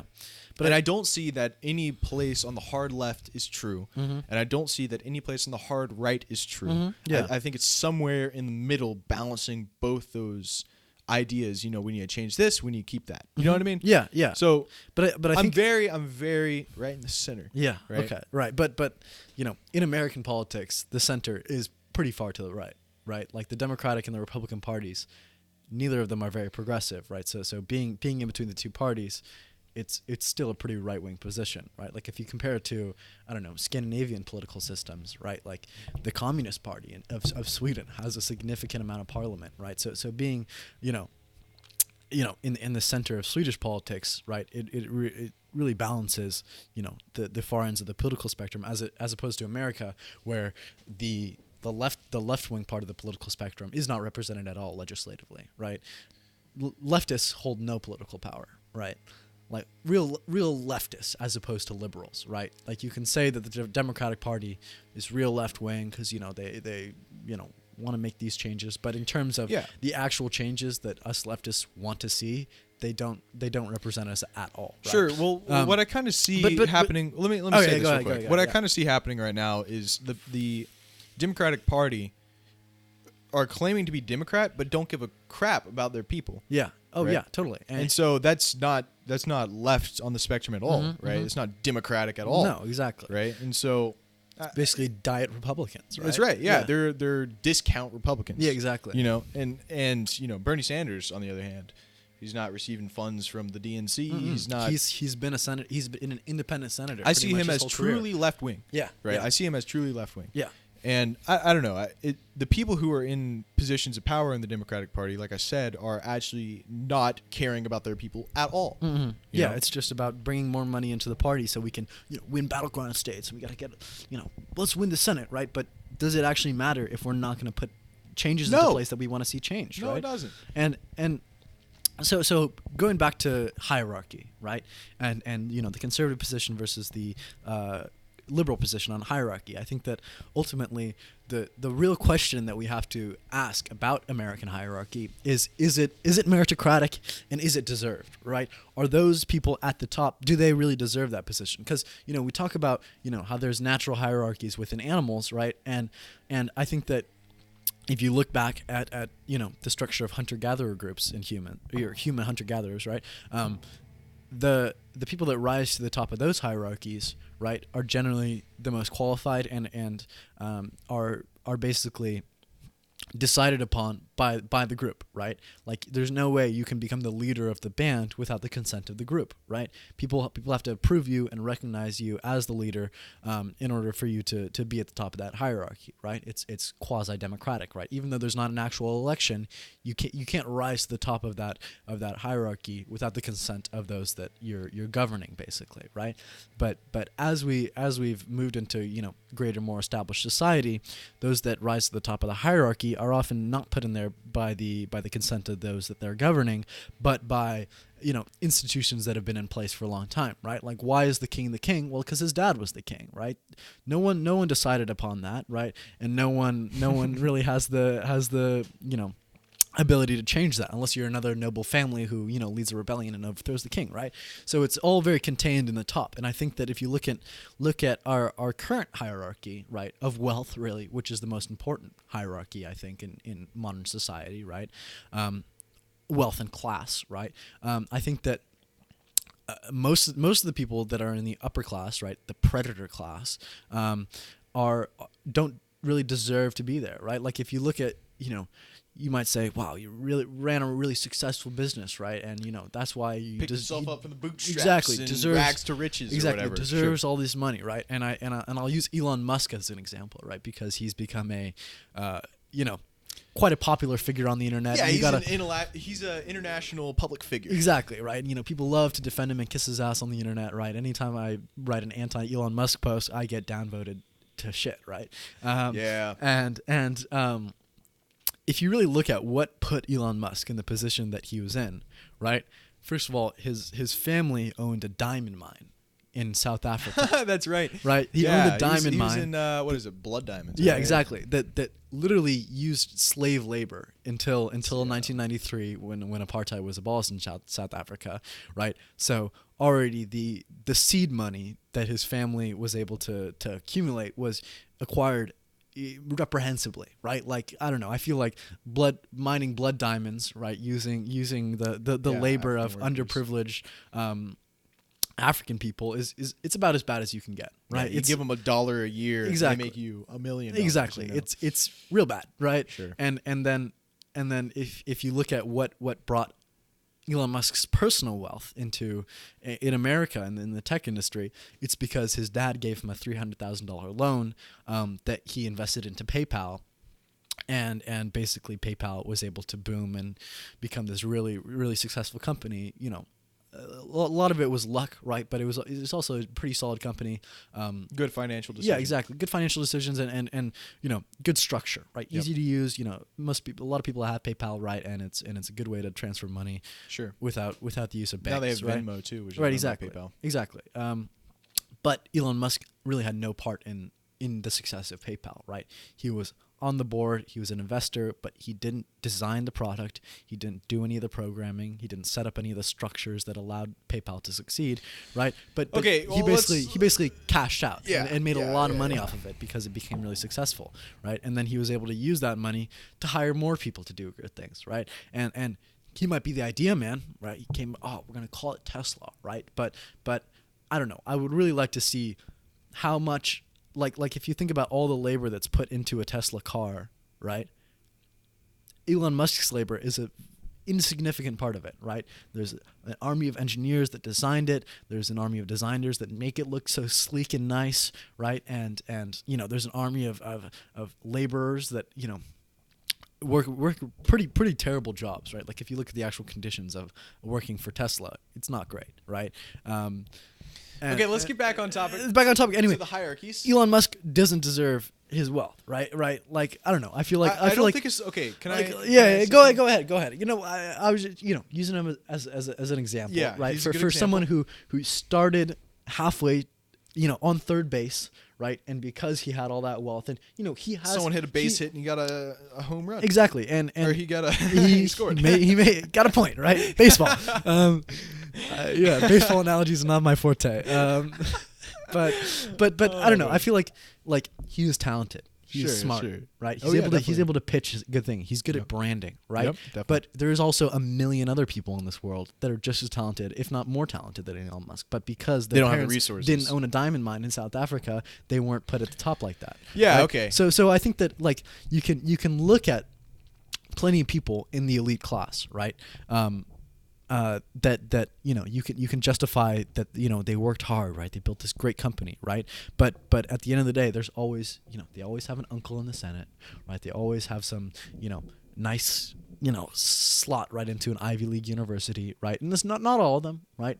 But a significant portion of them got there because they have. Yeah, I mean, they were born into to go to class. Harvard, you have to have so much money. So much money, place. right? And to go to any Ivy League school. Ivy League school, right? So it requires a significant amount of money, right? And the thing is, like, as you move up the wealth scale, basically, the more money you have, the rate of return goes up exponentially, right? Like if you only have $1,000 in savings, well, you see that in the stock market. You're not going to make any money at all, really. Like your interest rate is often less than inflation, right? So you definitely see that in the stock market too. Yeah, which is like you have to have money in order to invest. Yeah, and once you invest, you have to constantly be putting more money into it to actually reap rewards. Exactly. So okay, back onto the main point of hierarchies here. I think we're asking the wrong question. Mm-hmm. Right, which is, do the people at the top of the hierarchy actually deserve the hierarchy? Right, because it seems to me that hierarchies are always going to exist. That it doesn't matter necessarily about how the people got to the top. It matters that they are at the top of the hierarchy. Mm-hmm. So the reason why I say it doesn't matter is because if you look at any of the animal kingdom animals, right, it's not a matter of. Well, it's a matter of how they, you know, how strong the top gorilla is. or whatever. But there's still hierarchies. They still exist. Totally. Yeah.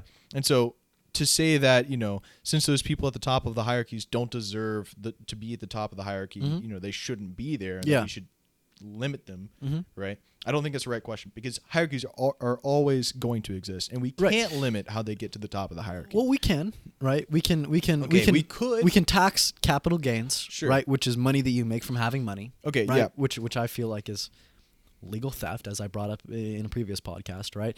And there's plenty of ways that we can curtail the amount of money that those that already have money can make off of those that don't, right? But can we agree on the premise that there's always going to be people who have more money than other people who don't have as much money? But I think that the amount of money that you have and make should be attached to and directly related to the value of your labor, right? Because we can agree all wealth is created by labor, right? All the wealth in this world, someone had to work for it, right?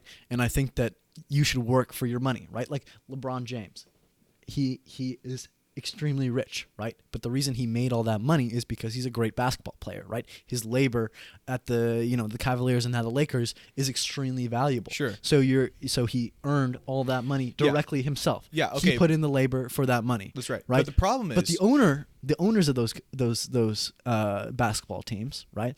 They own this basketball team, and they're able to crank out a bunch of money from that basketball team. They didn't really put in any labor into the basketball team, right? Sure. And they're just able to make money off of the fact that they had a bunch of money, enough money to buy a basketball team, right? So what I'd say to that is that people have different skills and different abilities. Yeah. LeBron James happens to have a very rare basketball ability. Yeah. And since he has that very rare ability and people value it, he makes more money. Yeah. Right? Yeah. It's purely based off of the skills that you have, the tools that are readily available to you, right?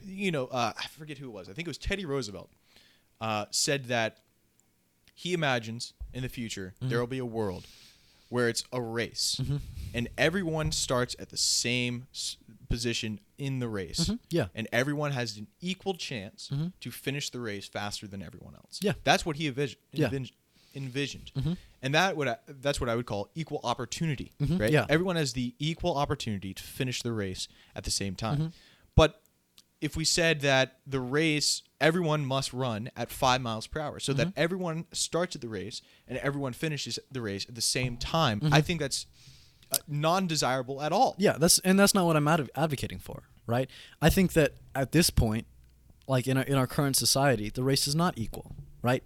There are people that start 5 feet from the finish line, and there are people that start a mile from the finish line, right? And that it's if we want a more meritocratic hierarchy that puts those that are the most talented and that have the most valuable labor at the top of the hierarchy, then we need to equalize the opportunities, right? And the first step in doing that is to tax capital gains, right? To reduce the amount of money that you make off of just having money, right?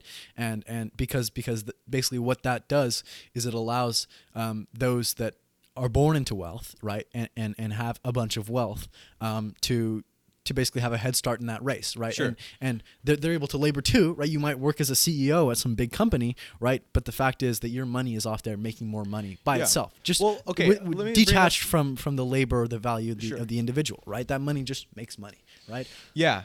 And money always makes more money. Yeah. So Warren Buffett, a kind of personal hero to me, is not giving he's worth like $86 billion. He's very wealthy. He's so very wealthy. Is not giving his kids money. Yeah. Good. Yeah, he's not giving them a cent because he thinks that those people who are just handed a ton of wealth are losing kind of a sense of work, because work brings meaning to life, right? Yeah. I'm working, I'm doing something meaningful. Yeah. So he's not doing that. Yeah. I don't know why I brought him up. No. It was kind of off topic. It's a good example, right? But do all the elites do that? No, right? Absolutely not. And did his kids get opportunities because they are Buffetts, right? That other people didn't get. You can't wipe away all the right. I'm sure his kids got a great education because he was able to pay for it, and I'm sure that I don't know where they went to school, but I'm sure it was a pretty good school, right? And okay, I feel let me bring up another example. A friend of my dad's, I won't say his name. Yeah. Well, I'll say his first name, Devin. Devin. So when he was a kid, Mm-hmm. right, his dad was he was involved in some sort of way of making money that is I still don't understand, but it was kind of interesting. It was kind of an interesting way of making money. Yeah. But he made a lot of money. Yeah. Right. Sounds sketchy, to be honest. If you can't, I don't know how. If you but can't, it did. yeah, it doesn't sound. I don't know. Above Maybe, board, right? Maybe he made it legally. I don't Yeah. remember. Yeah. But anyways, he made a lot of money, and his dad was very wealthy. Mm-hmm.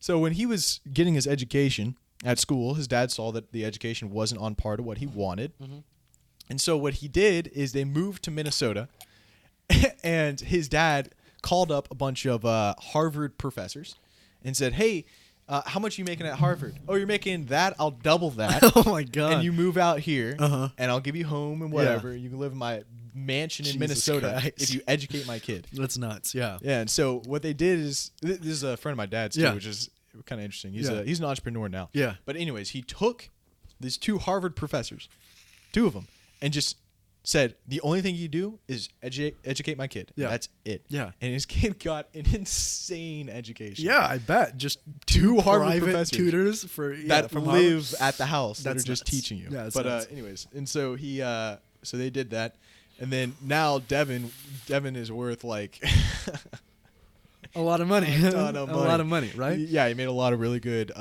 financial decisions, Yeah. entrepreneur decisions. Yeah, yeah, he started yeah. a bunch of his own businesses. Yeah. He's like a big investor in. He has his own Amazon seller, whatever. So he just sells a bunch of crap off Amazon. He's a wealthy guy. Yeah. Right. So this is a very prime example of this guy starting 2 miles ahead of the race. Exactly. He's finishing he's an early. inch from the finish line. Right? Yeah, he's a exactly. foot from the finish he line, just has just to steps stumble across. over it. Exactly. Exactly. I mean, I don't want to say that 100%. I mean, Right. I'm sure he had to make a lot of. He is a very hardworking guy. He Right. works like 10 hours a day. Yeah. Constantly checking emails. Yeah. I met Yeah. him. He's 100% solid. I mean, it's not like he just fell over onto the finish Exactly. line. He yeah. definitely had to work. He took a for it. solid step over it, right? No. yeah, No. Yeah, yeah. You get what I'm trying to Yeah, say. no, Like, I understand what you're he saying, made right? a lot of good financial decisions Right. because he was highly educated. He's Yeah. smart as a whip. Yeah. And I mean, he was set up for success. Yeah, yeah. And what he had to do was to actually work towards that success. I mean, Right. He didn't. Right, It's right. debatable how much he worked towards to get there, Yeah. but he did. Yeah. Right. But yeah. So, okay. So here's what I'm trying to say. Uh-huh. I'm bringing it all back to hierarchy. Bring it back. Bring it back. So there are people Uh-huh. who couldn't afford a Harvard professor To be their tutor. to be their tutor Yeah. at all. Right. ever. Right. And they have worse education and therefore are behind the finish line and are further behind the finish line. Right. Right. What I would love to see Yeah. is Everybody gets a Harvard tutor. no. Not everyone gets a Harvard tutor. Yeah. But everyone is given the opportunity Mm-hmm. to reach whatever your goal is, financial success or Yeah. whatever. Everyone has that equal opportunity. Yeah. I think that it's ultimately desirable. Yeah. I think that if you don't believe that everyone should start at the same place and try and get to that finish line, then that's just not very cool of you. Yeah. I don't think it's very cool. But You're not cool. Get out of here.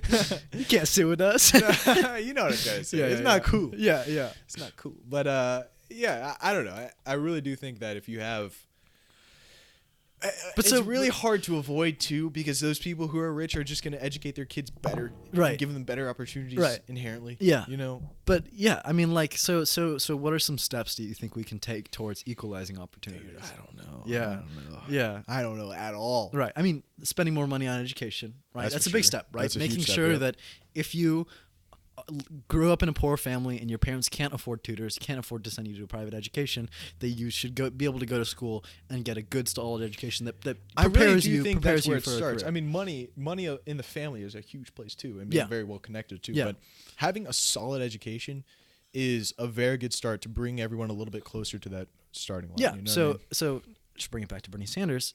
One of his proposals is to make public colleges free. What do you think about that? Because I feel like that's I mean, who's going to pay for it? That's the really wealthy, The wealthy. right? Yeah. They don't deserve the wealth. We'll take it from them. Yeah. fucking take that shit, right? I don't know. No, but Yeah. okay. So I like to say bring up something, right? Okay. So whenever I'm just laughing. Sorry. yeah, no, go ahead, man. Like whenever proposals that will genuinely improve the lives of American people and make this country more meritocratic, like making public college education free, right? The immediate response is always, how are we going to pay for it? How are we going to pay for it? Right? We got no money in the budget, right? But then I'd like to compare that to the military, right? No one ever asks, how are we going to pay for a war in Iraq? Oh right? yeah. Well, we spent like 130 billion on the military or something like that last year. Right. It's and insane. here's the interesting statistic: $50 billion in homelessness in America. Yeah. Immediately, right? Immediately. Everybody gets a home, right? Yep. Right? And yeah, so I just think that it's this ridiculous double standard that exists in both parties, right? You know, like the Democrats are just as kind of the at least the Democratic establishment is just as pro-military as the Republican one. You know, they may not be as hawkish and ready to, go to war, but they still vote for the budget every year. They still approve giving that much money and, increasing the budget of the Pentagon every year. So I think that, it's a significant problem in the American political system is that What isn't a significant problem in the American political system? It's all wrong. Let's just burn it to the ground, burn DC, move it to New York, right? That's for sure. So I don't know. I feel like it's this ridiculous double standard that when we have We the gotta opportunity, spend money out there, but we can't spend we money can't in here. spend it on the American people, right? Yeah. And I don't know. I feel like free public college education would be a significant step towards equalizing opportunity, right? Because right now, there is financial aid and there is opportunity for people that But have most no money. schools run off of donations. Yeah. A significant amount of them, but disproportionately private institutions, right? The public universities receive a lot of public funding. Yeah, right? but to actually have big cuts off of tuition payments and all that, it really requires not necessarily just the government providing that. It really requires donations, big donations, from rich alumni, right? Yeah, alumni right. to make to have those kids who can go to college and not pay a dime or pay a lot less than what they should. Yeah. Or not what they should, but what they need to. Yeah, So- but I don't know. I feel like if everybody has the opportunity to get the college education that they want, right? Obviously some people don't want a college education. They're fine with going to trade school and being a plumber, right? That's cool with me, cool with them, right? We need plumbers, right? Our toilets wouldn't work without them, right? But I think that if we want to take a step towards meritocracy in this country, then we should allow the people that are the most talented and most creative and most hardworking to go to college and get that degree that they need to succeed in whatever field that they're going into, and that way we can ensure that it's not just the children of the rich that are getting the best education, but the most qualified people, right? And that's right. and it'll allow all the industries and all the fields that we want the most qualified people running, right? Doctors, lawyers, business leaders, right? We want the most qualified, hardworking, talented people leading those fields, and the best way to do that is allow the most qualified, talented, hardworking people the opportunity to lead those fields, right? Yeah. And free college education is a significant step in that direction, right? And we can't destroy all the barriers that stop people in poverty from reaching the heights that they would like to reach, but I think that it's a significant step in that direction. Yeah. Yeah. I see that. Yeah. Yeah. Yeah. Yeah. Yeah. Good shit, huh? I got a question for you. Yeah. So, okay, so this is completely off topic, but I was driving in the car the other day, and I'm sitting at a red light, and this police officer's taking a left turn past me, and I look over at my sister, I say, "Donut eater." And then my sister said, "You shouldn't say that." And so my question is, can you say anything that you want if it's in the sake of comedy and it's funny? I know this is a weird topic, right? But I thought about it in the car ride home. I was like, should I not call that police officer a donut eater? No, totally. Fuck 12. Fuck them all. They're all pigs. No. Right? Not saying that. No. Yeah. Like, yeah. If it's in the sake of comedy, can it be made fun of? I think that you know, this is like, I listen to a lot of podcasts that are, you know, that comedians do, right? And this is a topic that they love to rail against, right? Oh, these PC people stopping me from saying what I want to say, right? You know, they're calling me racist and sexist. I want to be able to say whatever I want, right? And I think that ultimately, you know, the concept of free speech, right? The First Amendment in America, it allows people to say whatever they want, but not without consequence, right? I think that you should be allowed to say whatever you want, but that means that you have to deal with the consequences of saying that thing, right? And I don't necessarily know what the consequences are or what they should be, right? And that, you know, generally that, you know, they should basically be determined democratically, right? That if the public, the general public, is outraged at what you're saying, then you should probably suffer the consequences of saying that thing, right? But I think that calling a cop a donut eater, people will generally be on board with that, right? They are donut eaters, right? I don't know. I just thought it was a funny thing to say. Yeah. And like, I wanted a dress that a police officer drove by. I didn't want to be like, oh, that was a police officer. I was just like, donut eater. Donut eater. I thought it was funny. Yeah. But no, I really think that you should be able to say whatever you want to say, but that you shouldn't be blocked from the consequences of saying that thing. I don't know. I think if it's comedy, whatever. You know, really, who cares? but the thing is, like, comedy does have consequences, right? Like, if you think back to, I don't know, what stand-up comics in the 50s were saying, I'm sure that a lot of jokes were made at the expense of black people and at the expense of women. Yeah, right? there was a not a TV, but a radio broadcast. Yeah. I forget the name of it, man. Yeah. I forget, but it was in American history where the main act was this white guy pretending to be a black guy and pretending to be stupid. Right, exactly. I forget what it was, like Dick something show, or I don't know. Yeah. Crazy stuff, and I'm sure that plenty of white people thought it was hilarious. They did. Right? They thought it was so funny. Let's make fun of black people, right?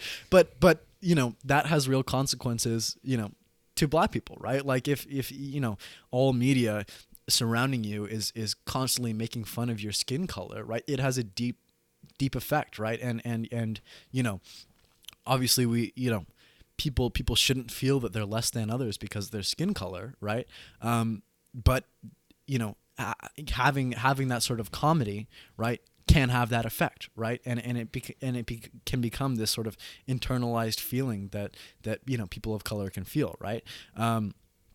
And so, yeah, I don't know. I feel like, you know, comedy should be this free space where you should be able to say what you think is funny, right? But if it comes at the expense of any sort of group, right, and especially minorities, you know, there should be consequences to it. Now, I'm not saying government consequences. No one should be thrown in jail for making racist jokes. But I think that if the public, they'll just be ostracized. Yeah, if the public determines to ostracize that person, then they should be ostracized. There shouldn't be, you know, a safe haven for racist, sexist comics to say whatever they want, right? Just because it's comedy, right? I think that, you know, you should be judged in the public eye, and whatever the public determines is the consequence should be the consequence, right? I don't know. What do you feel? Do you feel like, I don't know, comedy like, should be a protected institution? Well, like, if something's funny, it's funny, you know? Yeah. And you know, and if it's accepted by the majority that it's a funny thing, and you know, I'm not talking like specifically about racist jokes. I'm just talking about, you know, if some, I don't know. It's weird to talk about, because if something's funny, I feel like it should be allowed. Yeah, and I don't know. Of course, like, there's many times when a comedian is putting on an act, and, right, and he's pretending to be this person and telling a perspective, and people think it's funny. Yeah, and then people misconstrue it as, oh, he's some racist guy. Yeah, who's, yeah, totally. You know what I mean? And I'll take it's an act. I'll take Tom Segura as an example. One Segura, of my favorite comedians. I like right? Tom Segura. He's really good. And he makes a lot of jokes about, like, little people, right? And, you know, he'll have a whole, like, 20 minutes in his special just making jokes about little people, about right? midgets, no, about dwarves, right? No, but you know, I'm sure it can come off as really disparaging. Like, if you are a little person, here's a guy just trashing you and your genetic disorder for 20 minutes, right? And, you know, making jokes at your expense, right? But I laugh at them, right? Like I'll admit that, right? That you know, I think, you know, taking a step back, it's like, this is wrong, right? We shouldn't be talking about this. Sure. But I can't help that I laugh at it. And like as you were saying, if it's funny, it's funny, right? And yeah, I don't know, it's a really tough line to draw, right? Sure, like, sure. You can't say this and you can't say that, right? And I don't think any individual should have the power over that, right? And Yeah, You know, who's if to they're- say that something is outlawed? You know what I mean? Yeah, and I think that if there is an audience for comedy, then I think that it should be allowed to be Yeah, said, again- right? Like I don't know. It's such a tough. It's such a It's tough, weird right? because- Because I don't know. Like these jokes have real consequences on people's lives, right? Like they can make people feel like shit, right? But at the same time, like it can bring people joy, right? And bringing people laughter is this wonderful gift that comedians have, and I think it should be celebrated, right? Yeah. So I don't know. It's a really tough It's line. weird. It's weird. it's Right, yeah. But you want to talk about cops for a minute? Talk about cops. Yeah. All right. What do you think about cops in this country? I don't know, man. It seems like do you think that there is like? well, let me bring up the Stanford prison experiment. Real Oh quick, yeah, go ahead. because I think that's kind of relevant to Yeah, police yeah. officers today, right? So Did the you Stanford, watch that documentary? Yeah, I watched the Oh, documentary. it was really good. It was I really so liked good. it, yeah. Yeah. Did you see it on YouTube? No, I saw it on Netflix. Netflix? Yeah, Yeah, I watched one on Netflix, and I Yeah. also watched the other one. Yeah. So there's one on YouTube that basically debunks the whole thing and basically says that it wasn't well coordinated at all, which it wasn't. And it's not a super great example because it's not very scientific, although it does have some interesting details about it. Yeah. So without going into the whole debunking it, which, Mhm, there's a lot of things that you could say is wrong about the Right, experiment. right. But pretty much what happened was they had these Stanford students, and they said, hey, we have this study that we want to do. It's a prison experiment, right? And they didn't tell them anything else. And so a bunch of students signed up, and then they went to their homes. For sure. Yep. So they went to the... I lost my train of thought. Where was I there? So these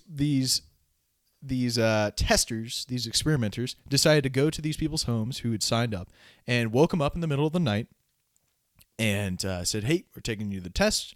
They handcuffed them. They blindfolded them. They went to Stanford, the school itself, which had an underground basement, and they had set it up to look like a prison.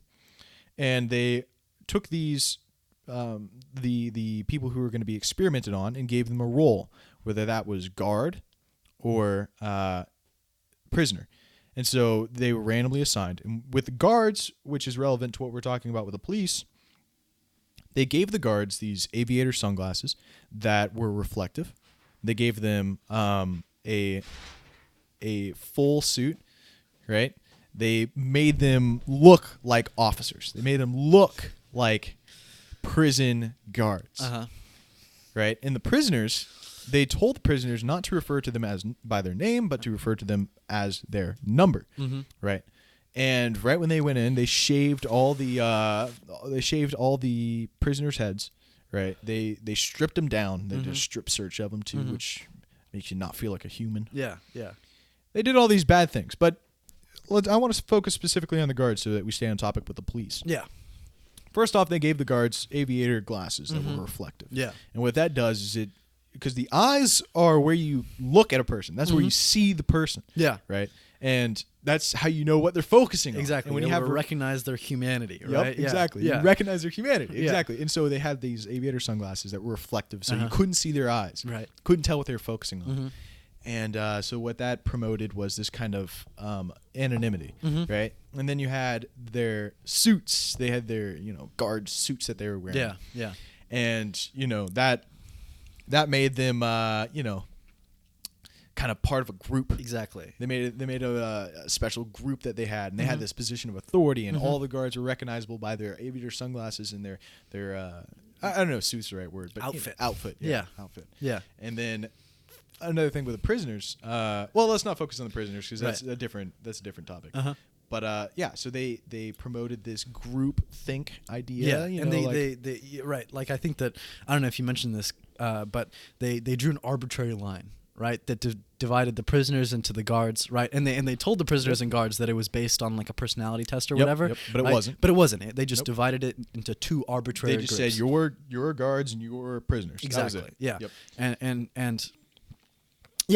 And the result of dividing these people into these two arbitrary groups, one with authority, one without, is that the guards basically abused the shit out of the prisoners, right? They put them through horrible, locked them in closets, made them do push-ups for like hours on end. Yeah, and just like horrible things, right? And because the guards believed that they had the authority of the law behind them, that they could do these things, right? And that they weren't doing these morally, and they were doing these morally reprehensible things, but it was deserved because these guys are prisoners. They're less than me. They were put into this group for a reason, and therefore I have the authority, and I should be able to abuse them as much as I want, right? Yep. So let me give the kind of what happened. So what happened was, like Erik said, the guards ended up abusing the prisoners pretty quickly. Yeah. Like it was only like a 3-week experiment. Yeah, or something. Exactly. And like days in, they were already like beating the guards, beating the prisoners, or whatever.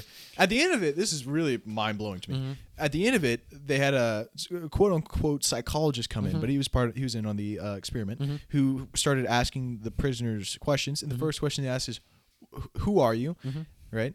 And what they responded with was not their name, but their number that they were assigned, and that really messed me up. Right. All right. So, anyways, and of course the warden, who was I forget his name, but it was Milgram, right? Stanley Milgram. I think so. Right? That sounds about right. Who was the warden, ended up falling into his own experiment and started believing his own experiment that he was actually the warden of this prison, right? And like it went to shit. He had one of his colleagues said, "Hey, you're getting really into this. You should probably stop." And so let me debunk the whole thing real quick. Get it? Let me debunk it. Yeah. So first off, I don't know if Stanley Milgram's the right guy, but I'll just call some psychologist. Anyways, that guy, the warden. First off, he started pressuring the guards. So he wanted results. So so first off, if you're going to have a good experiment, you have to have anonymity of the experimenters, right? But what the experimenters knew that they were in an experiment. Yeah. Right? And first off, and second, they were getting paid to do the experiment, and so they thought they needed to do their job according to how people were telling them to do. Yeah. So the warden ended up the guards and the prisoners knew that they were being videotaped because they had cut out little holes in the walls and you could hear the cameras rolling. So that was one problem, is that they knew that this was a test. Yeah. Right.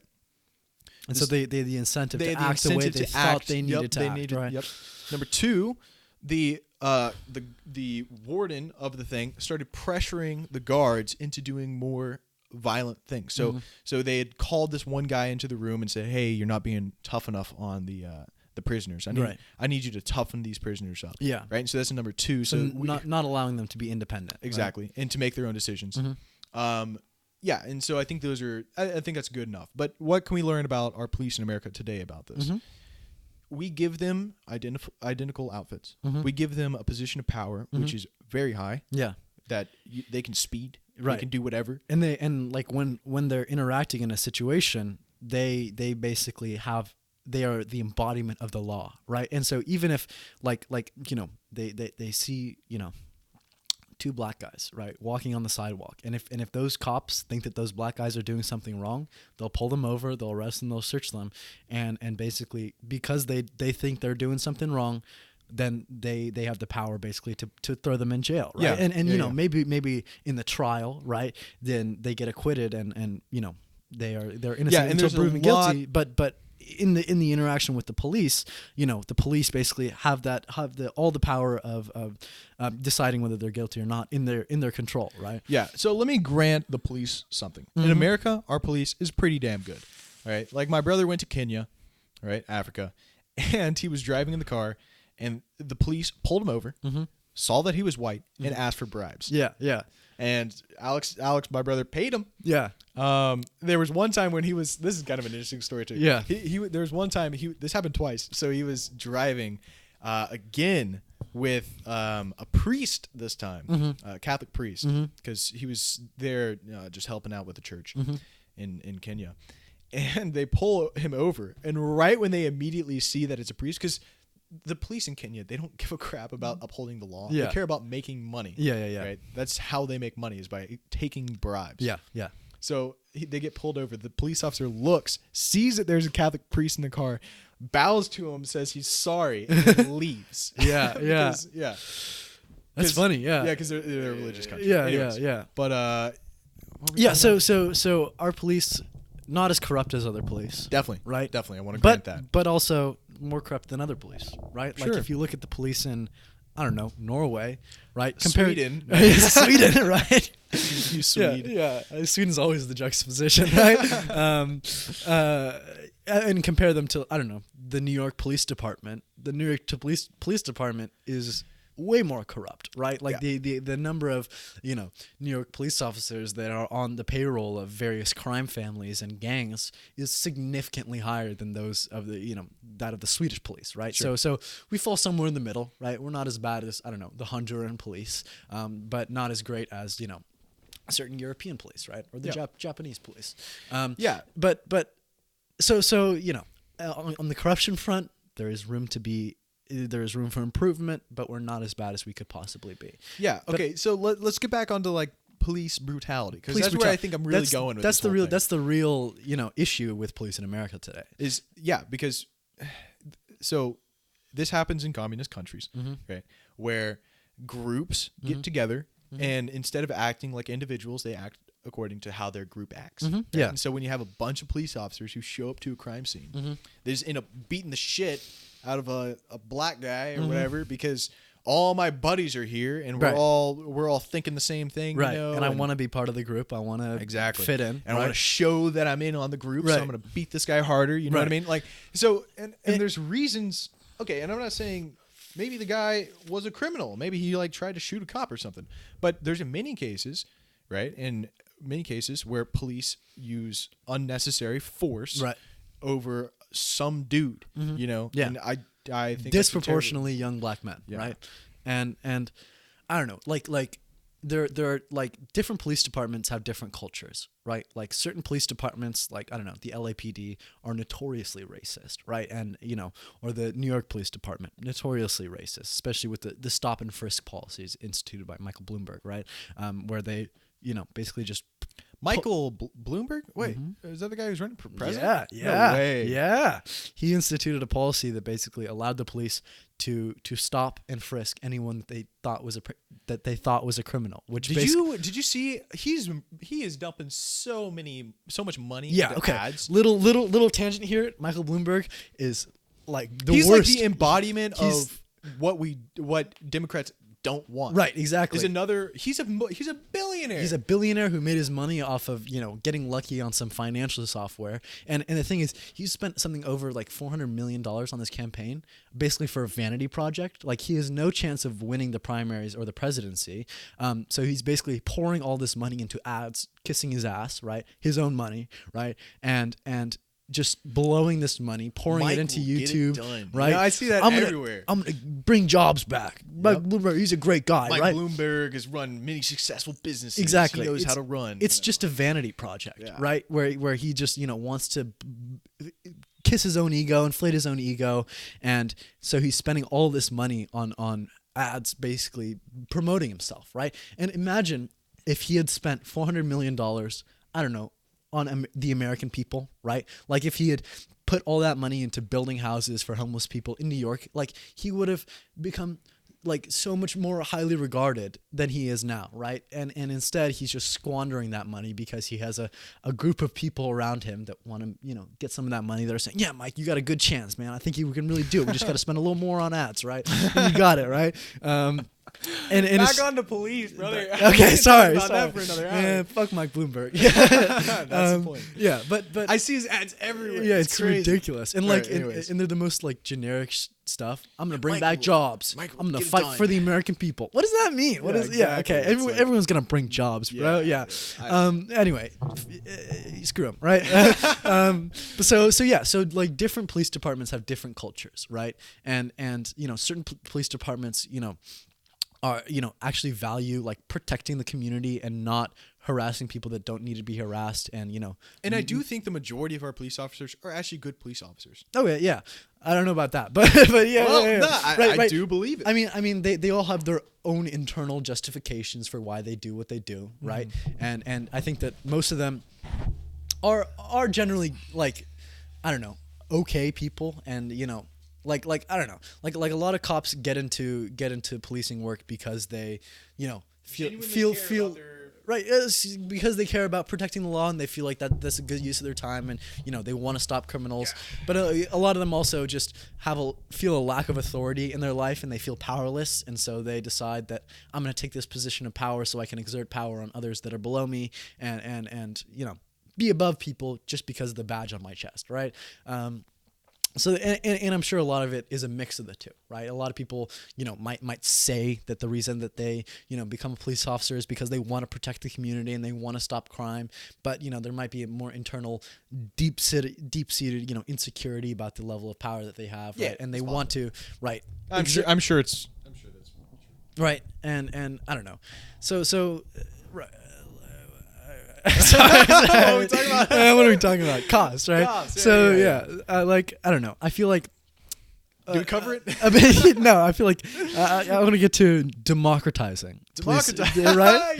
Democracy in every field. Right? Every institution democratized. And I feel like a lot of police departments are extremely undemocratic, right?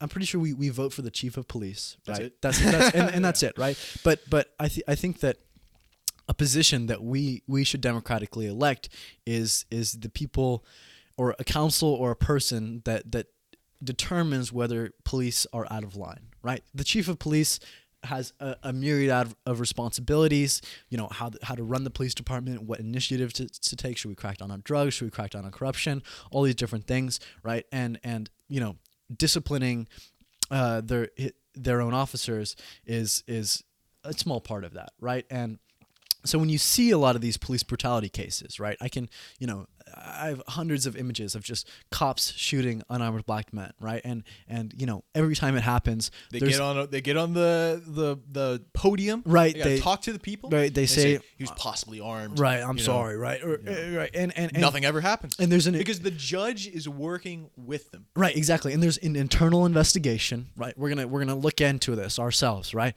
And even if they do decide, oh, this is bad, he shouldn't have, he shouldn't have done that, right?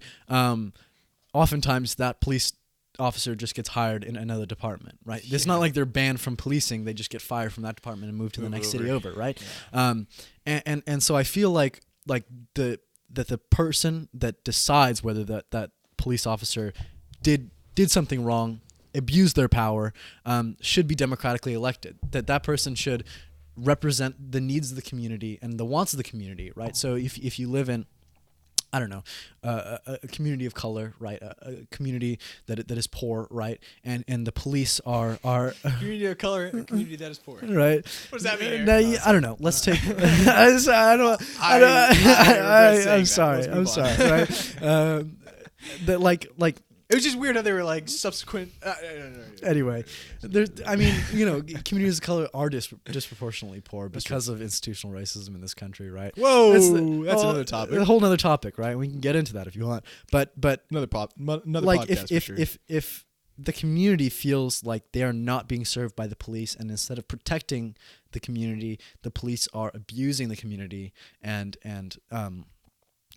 finding criminals where there aren't any, and simply, arresting people that they feel should be arrested. That the people themselves should decide how the police department should be steered. Whether, if the people really feel like there is a crime problem, right, and that the police need to crack down harder on the crime problem, then they should decide that for themselves, and they should elect a representative that aligns with those goals. But if they feel like the police are an abusive force, an invasive force that is coming in and harming the community, then they should elect somebody that represents those interests and tries to curtail police brutality and really gives real consequences to officers that abuse their power and abuse the people that they're supposed to be protecting, right? I feel like No, I think that covers it. Should be democratic, right? Yeah, definitely. Yeah. Well, I totally see that. Mm-hmm. There are many times when having a police officer that just is wanting a position of authority goes horribly wrong, and they end up doing things that are bad and suffering no consequences. Mm-hmm. Yeah, totally. Right? And so I think there's also many times when we have these police officers who are working directly with the judge who Mm-hmm. determines what the punishment of said crime is. Mm-hmm. You Yeah. know, and Yeah. I'm sure that they're, you know, people who go to court to debate traffic violations or whatever. Yeah. I'm sure that most of the time they don't win. They still pay their traffic crime or Yeah. whatever it was. Yeah. You Yeah. know, they were speeding 5 miles over, get hit with $100 ticket. You know what I mean? Yeah. And it's this inside job where these police officers are working directly with the judge so that both of their, you know, quotas get filled. Right. And both of their, you know, they keep their jobs because they pulled in enough money Yeah. for the month. You know what I mean? Yeah. And like, for example, you They're remember? incentivizing. So, okay, let's talk about the topic of entrapment. Uh-huh. Right? Do you know about entrapment? No, brief, like a little bit, but explain it. So, Right. yeah, so there are a lot of towns, a lot of cities that allow it, but what it basically is police officers will leave a car with keys inside the ignition in a poor area. Yeah. Right? Yeah. In a poor area where, you know, not a lot of people have money or whatever, Yeah. and they'll leave like a really fancy, nice car with the keys in the ignition, right? And they'll put up cameras everywhere in the car that are hidden, and just they'll leave it there, waiting for a person to walk by and say, "Whoa, this Hummer has keys in the ignition, Yeah. and the door's unlocked. Yeah. Yeah. I'm gonna take it. I'm gonna take it." Yeah, That's yeah. entrapment, and then Yeah. the police end up, "Oh, you stole this car." Well, Right. you made it so accessible. to Yeah, me, exactly. Right? And there's other times where they'll have like a drunk guy who's pretending to be drunk, right? Who's actually a police officer, just have like a wad of cash in Yeah. his nipple pocket. Yeah, yeah. You know, and they'll just leave him there on Yeah. a Just passed out on the sidewalk. passed right? out on the sidewalk. Yeah. And then some black dude will come up and be like, "This guy's passed out on the sidewalk. He's got like $3,000 in his chest pocket. Yeah. Hey man, take that money. Yeah. Go to jail for a year. Yeah, You know what I mean? yeah, yeah. I just think it just blows me away that that's still legal. It's horrible. Yeah. Right. And You're basically making people.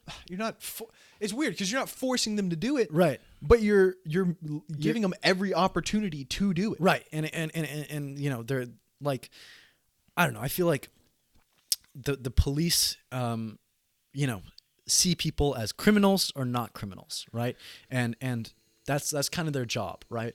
And what ends up happening is that police end up doing the work that a social worker should really do. Like, you know, if I go down to PB, there's a lot of people there that are just on drugs, right? And they're, you know, oftentimes they're homeless, right? And you know, their life is horrible, right? And so the only way to, you know, find some quick relief and quick happiness is to, you know, smoke some meth, right?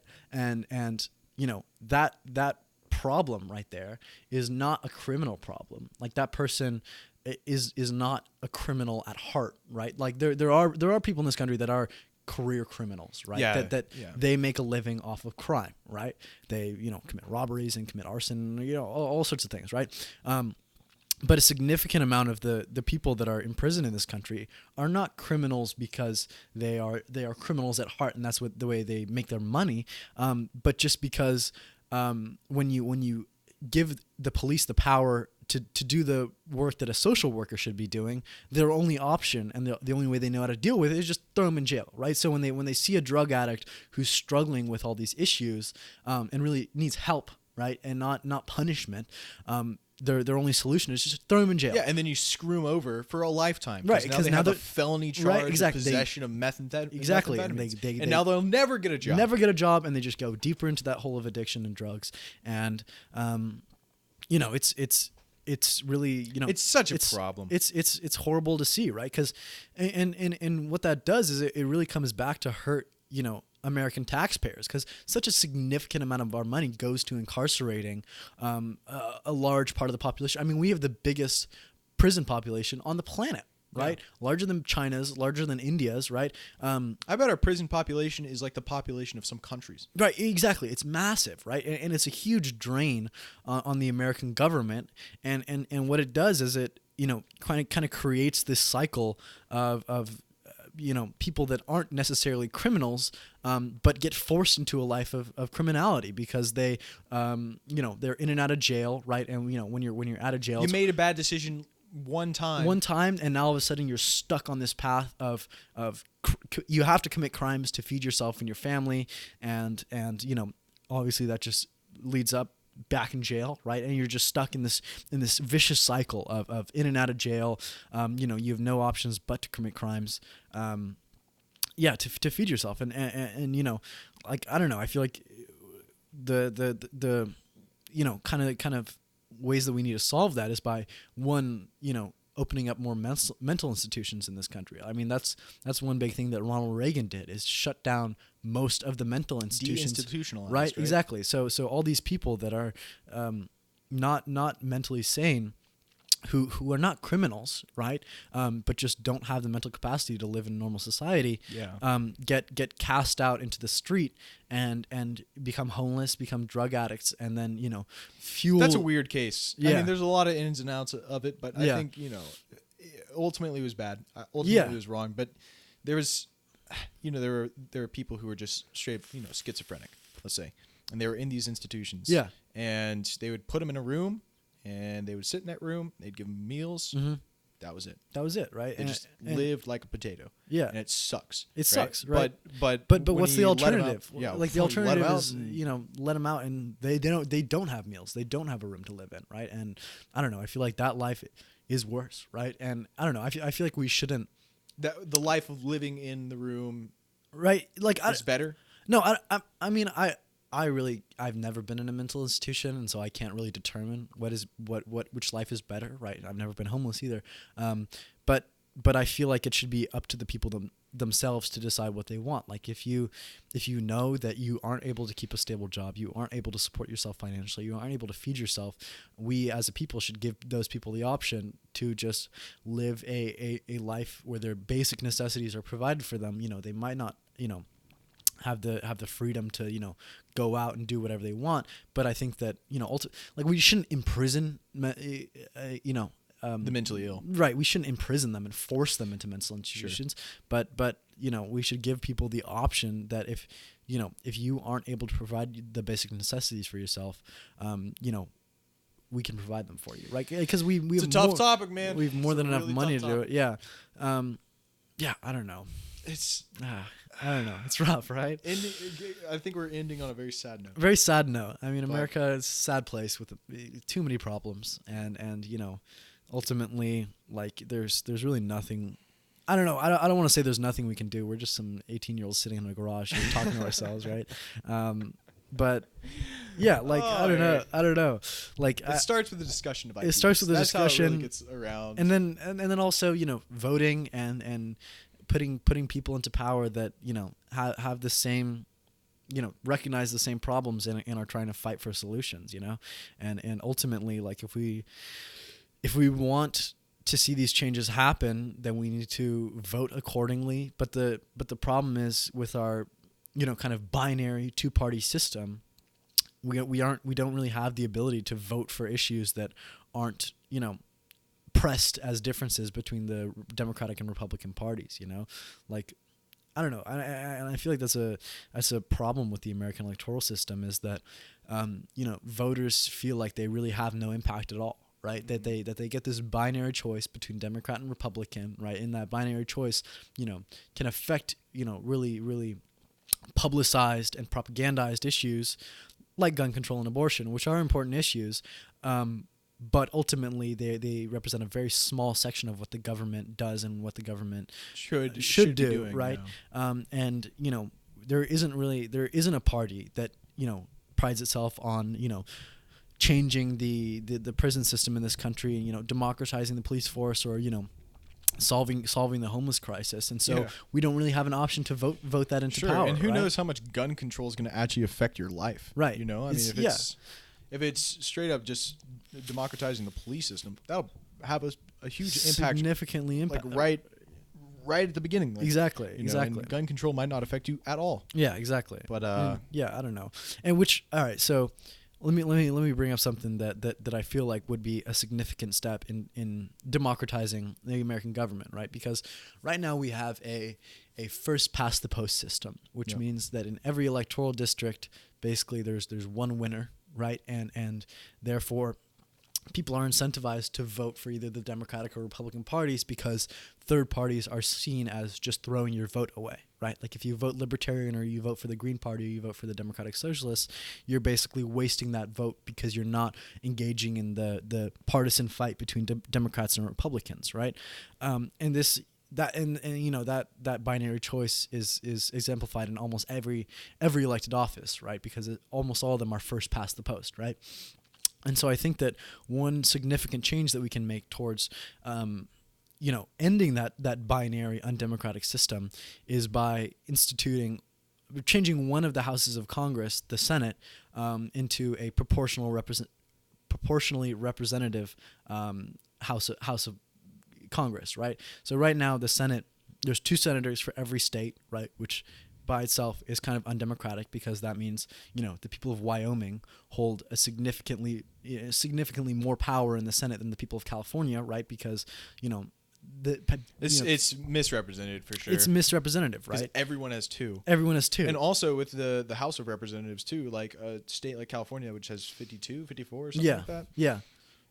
Has to share its representative, what do you call them? Yeah, it's representatives to other states that don't have as many people. Yeah, so exactly. it's a misrepresentation. Exactly. So if we change the Senate away from the, kind of undemocratic status quo, right, where people that live in tiny states have significantly more power in the Senate than, big states like New York or California, and change it to a proportionally representative system where, there are still 100 seats, right, but it is determined on what percentage each party gets, right? So that means if the Green Party gets 1% of the vote nationally, then they get 1 seat, right? Or the Libertarian Party gets 2% nationally, then they get 2 seats, right? And then, I'm sure the Democratic and the Republican parties would still dominate the Senate, but at least it would allow for minority votes to third parties to exercise some political change. Yeah, because at this point, there's no independent that'll ever.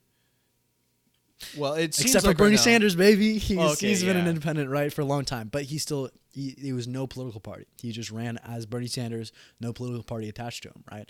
And they usually don't win though. Yeah, they usually don't win. So it becomes At all. It becomes a binary choice between Democrat and Republican, which is undemocratic. Very. Yeah. I don't know. I'd like to apologize. I feel like I said some racist stuff. No, you didn't. Yeah, no, not like blatantly racist, but just making oversimplifications and statements that I don't know. I just want to say that Dude, it's a podcast. You're right, talking for 2 hours. Yeah. I know. Not But everything is going to be like I just want to say clear cut. I just want to say I said some bad stuff, and I apologize. No, I said didn't. some bad stuff. I'm not apologizing, and I did say bad stuff. Yeah. All right. I don't know. Well, do you want to? Now that we're at the end of the podcast, do you want to give any revisions for past podcasts, things we said? Because I don't know. I've been listening back, and I feel like I've made some bad arguments that I want to touch back on. Oh, I've definitely made a lot of bad arguments, that's for sure. And you wanna go back to any of them before? Before we end here. I mean, no one's probably listening at this point, right? But fuck it, right? Exactly. I don't know. Just to get it on the record. I haven't really been listening to our podcast. I haven't been listening to them all the way through. All right. But I don't know. Anything you want to add? Yeah. So I don't know. So talking about entrepreneurs, right? Go back to the episode that we talked about socialism. So I feel like there was a point that I forgot to make, right?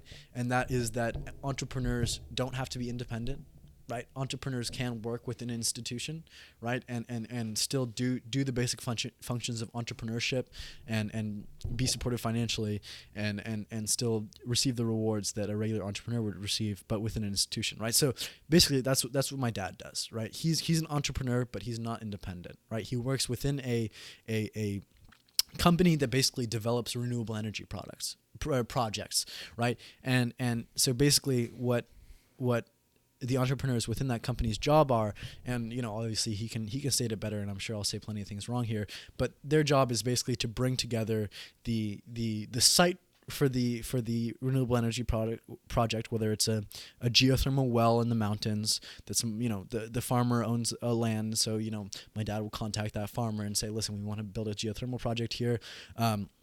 And then brings in the money, right? The funding from some outside source that's willing to invest into this project, and also brings in, the labor required to build that project, right? And basically what this company does is they give the entrepreneur that sets up that project a portion of the returns of that project for a long period of time. So the entrepreneurs are incentivized to create as many efficient, effective renewable energy projects as they can. Because your paycheck depends on Yeah, exactly. Because they get paid more based on, how many good, profitable projects they produce. But they're not independent, right? They work within this institution that gives them the resources and the network necessary to create these projects and bring them into existence, right? So I feel like that model can be extrapolated and brought about to sort of create more cooperatives or socialist companies, right? So basically, you can have a group of entrepreneurs that work within an institution that, let's say, sets up stores, right? And so these entrepreneurs are, trained in business and marketing, right? And they are able to recognize when there's a niche in the market that is not being taken advantage of, and they say, listen, there's a lot of people that skateboard in this area, right? And there's no skateboard store, right? I'm gonna set up a skateboard shop here, right? And so this institution provides them the capital, right? And they're able to bring together the labor and the resources necessary to create this new skateboard store. And in exchange for creating a project that is viable in the long term, successful and profitable, they get a return on the interest that is made on the loan. So it's promoting entrepreneurship, but they're also part of an institution. Right. So the incentives are relatively the same, right? But then you can have these sort of serial entrepreneurs like Mark Cuban, who are just great at cranking out new good companies, still crank out those new good companies, but at the end of the day, those companies that they crank out aren't controlled by the entrepreneurs; they're controlled by the workers that work at that company, right? So that's I don't know. That's a way for an institution to be set up that is still allowing entrepreneurs to do what they do best, but not taking the power from the workers in the institutions that they create, right? Still rewarding the entrepreneurs in the long term, right?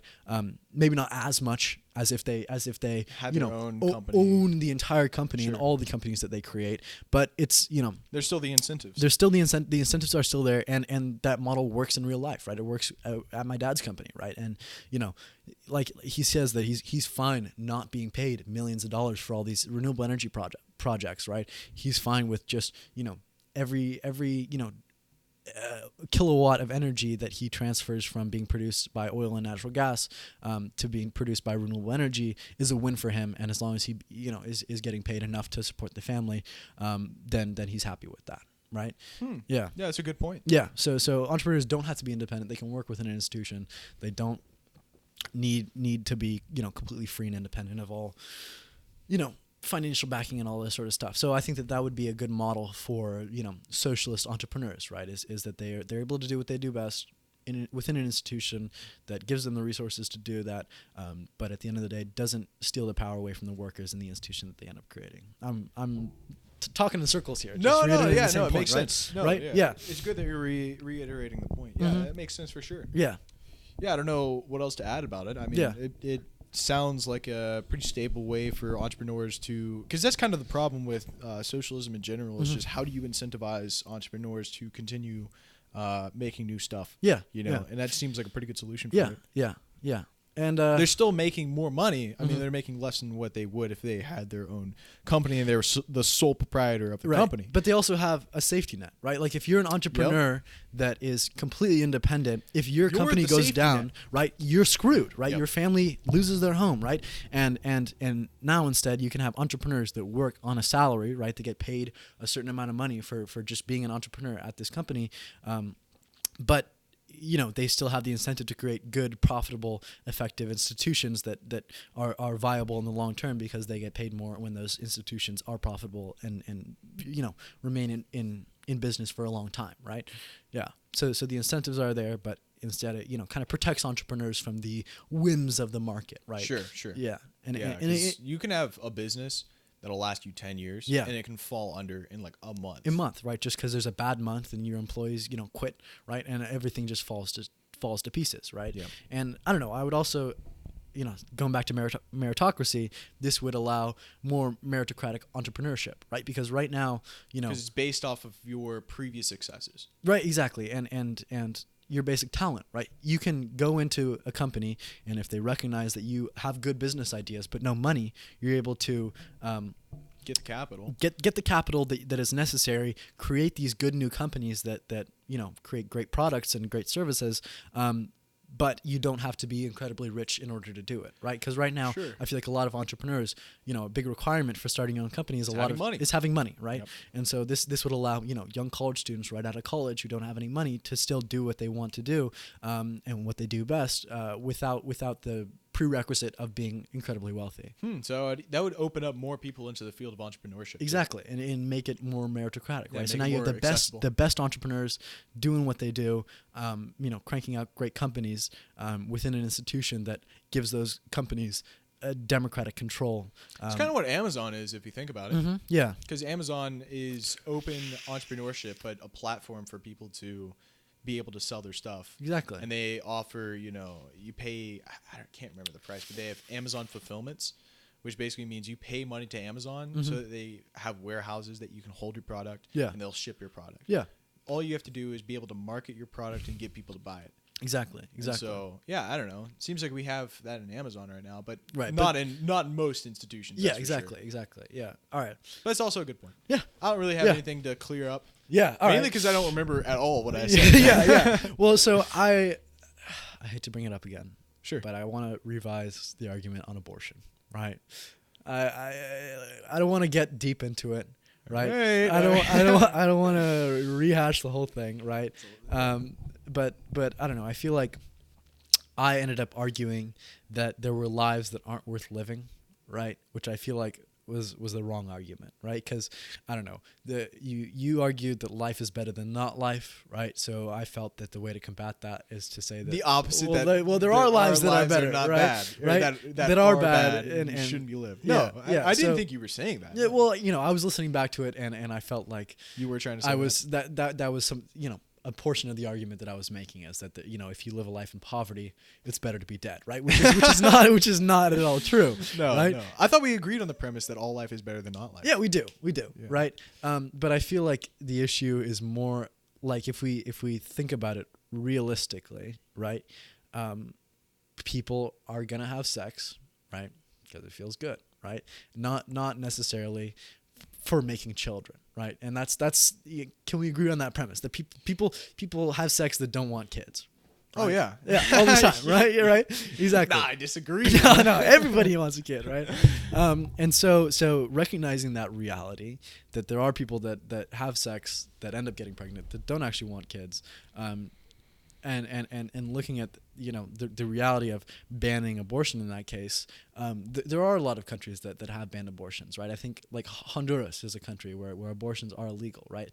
And I saw this really kind of horrible YouTube video that was made by a Honduran woman, basically explaining to other Honduran women how to give yourself an abortion, and it was basically she was falling on a pole. Right, just like a little pole on the sidewalk, falling it so it hit her stomach. Dude, away don't talk. and Don't give her a talk to me miscarriage, about right? this. And like that is sort of the alternative that you present to people when you completely ban abortion, right? All right, let's leave emotions out of this. Right, yeah. So let's what be you're trying to logical.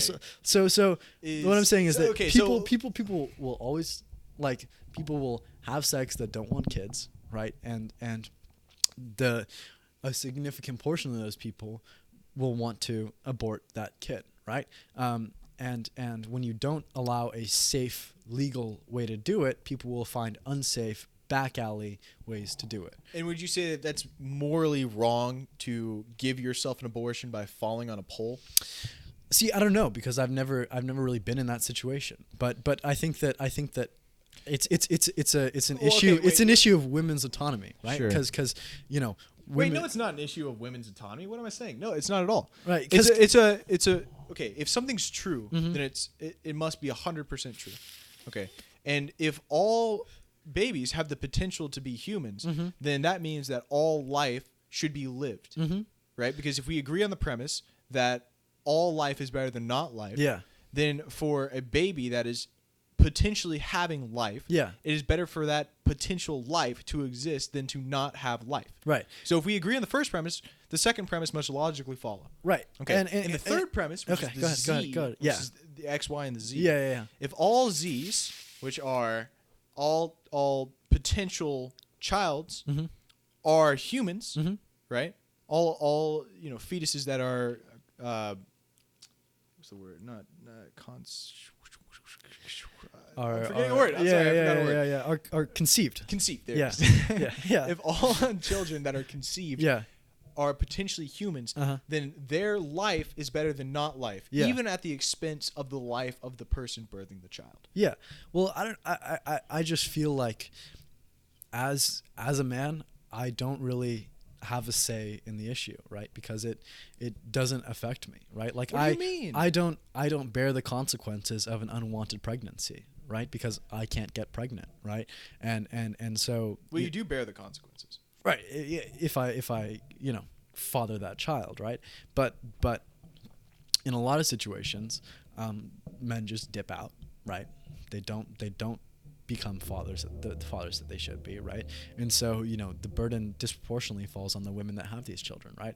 And I feel like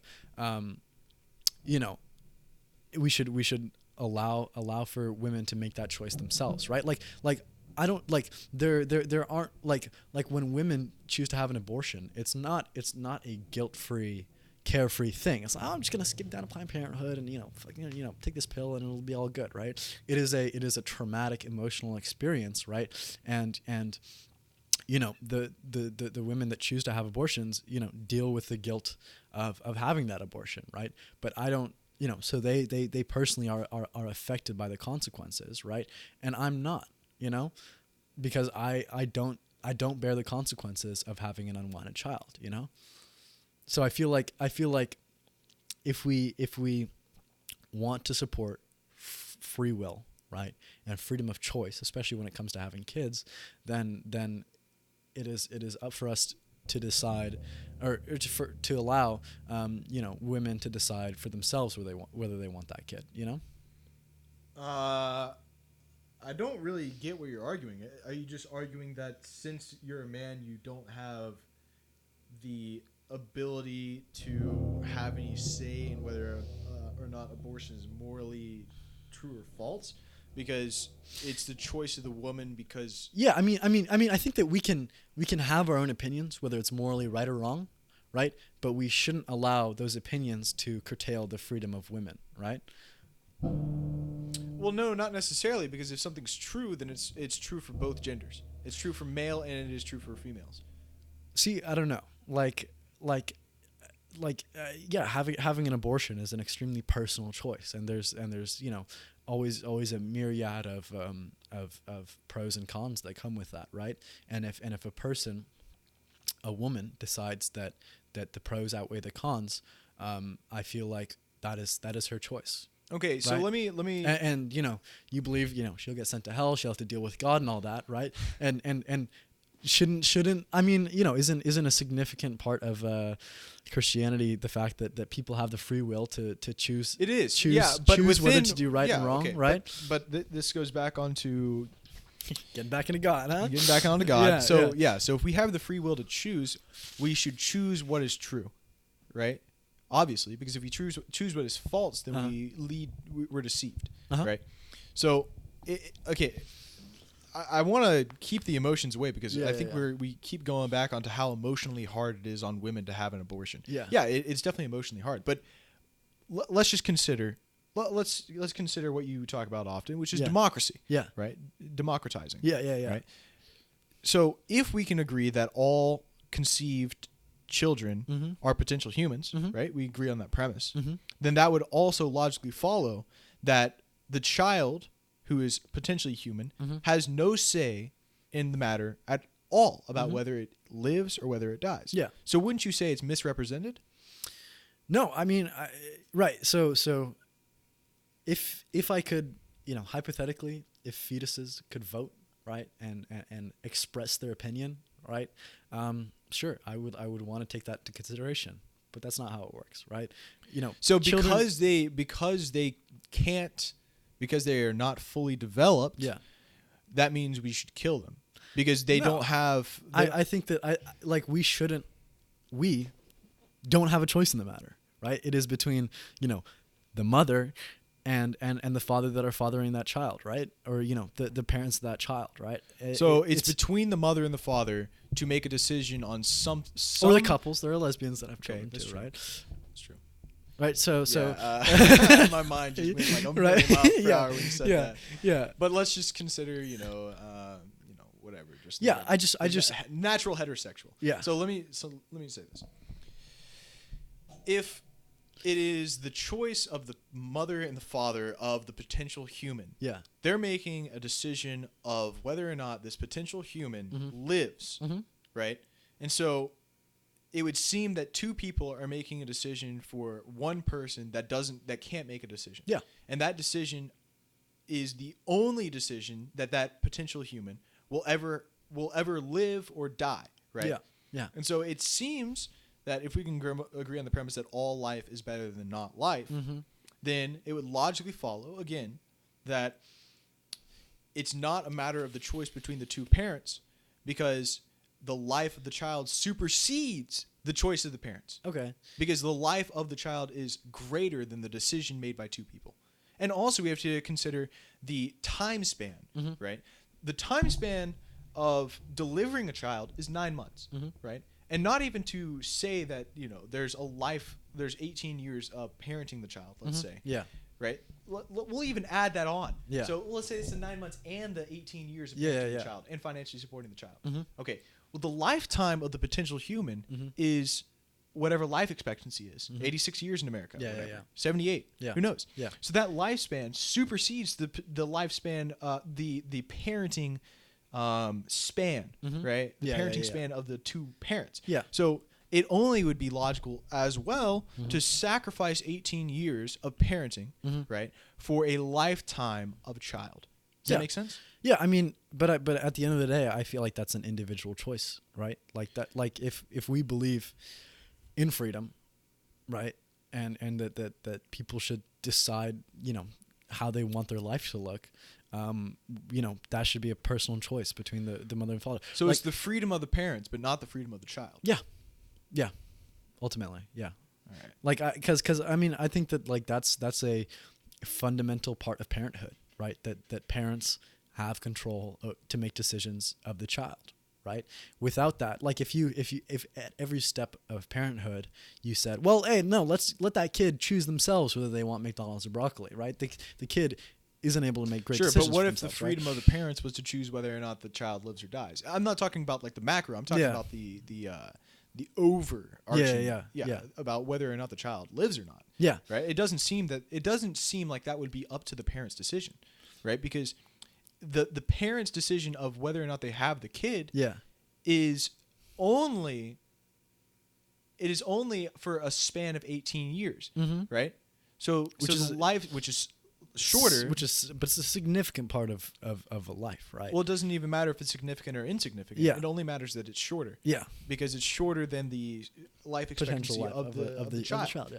Well, I don't know. I don't really get your point that the time difference is, the Is parenting substantial? is, Well, a here's why shorter part of, a person's life, right? Well, the reason why it's actually substantial is because we tend to see all, conceived children as fetuses, right? Which is this terrible term, which basically said, oh, this is not a human. It's not even, it's just a ball of flesh, which it is, but it's also a potential human. Right. We're forgetting the potentiality of the ball of flesh. Yeah. Right. And instead of seeing it as a fetus, I want to look at it as a potential human. Right. That's why I've been using the term. Yeah. Right.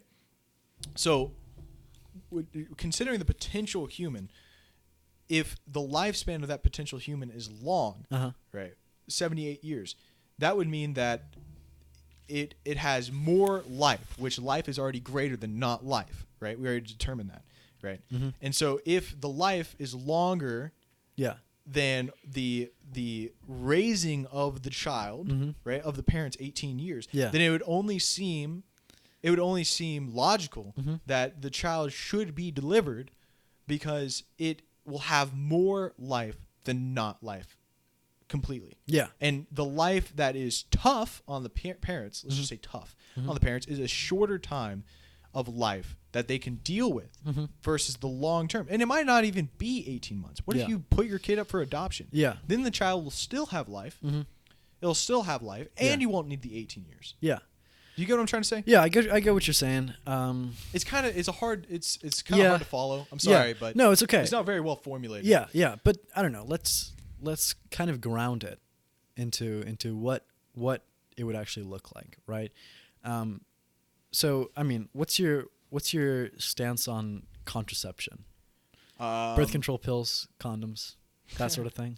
Let's stay on topic on abortion. No, because okay, all right. So let's say.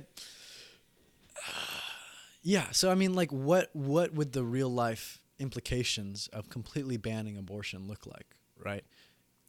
The real life applications would be, first off, that we would have more kids. Right, way more kids. Way more kids. Way more right? kids, unwanted kids, right? Kids that the parents would have aborted if they had the opportunity, right?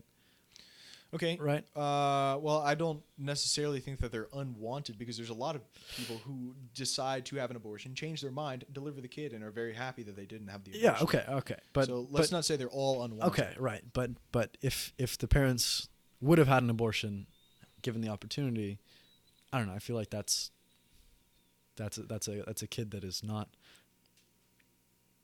desired, right? Right. I don't know. No. Okay. Well, so what are the actual implications? So we would have a lot more kids. Number one. Yeah. Number two, we would have a lot more brain power. You could say because we're not aborting all these kids, so we would have, and of course, overpopulation, like we said, is a myth. Right. But so I mean, like, think about the implications, not for the kids, but for the parents, right? Like, so, there's a significant amount of abortions that are done. On teenage girls, right? Teenage girls, they get pregnant and aren't able to raise this child. And all of a sudden, all these teenage girls become teenage mothers, right? And I think you and I can both agree that when you have a kid in high school, your life is thrown off track, right? You aren't able to. Yeah, well, I mean, there's sometimes when it is, and there's other times where it works out fine, right? Yeah. Overall, it's not a very good situation to be in. I'll say that, but there are still. Look, man.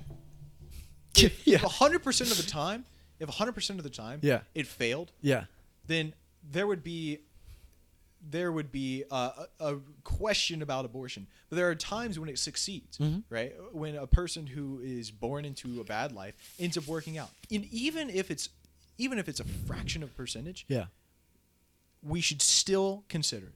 Yeah, but it's not a fraction of a percentage.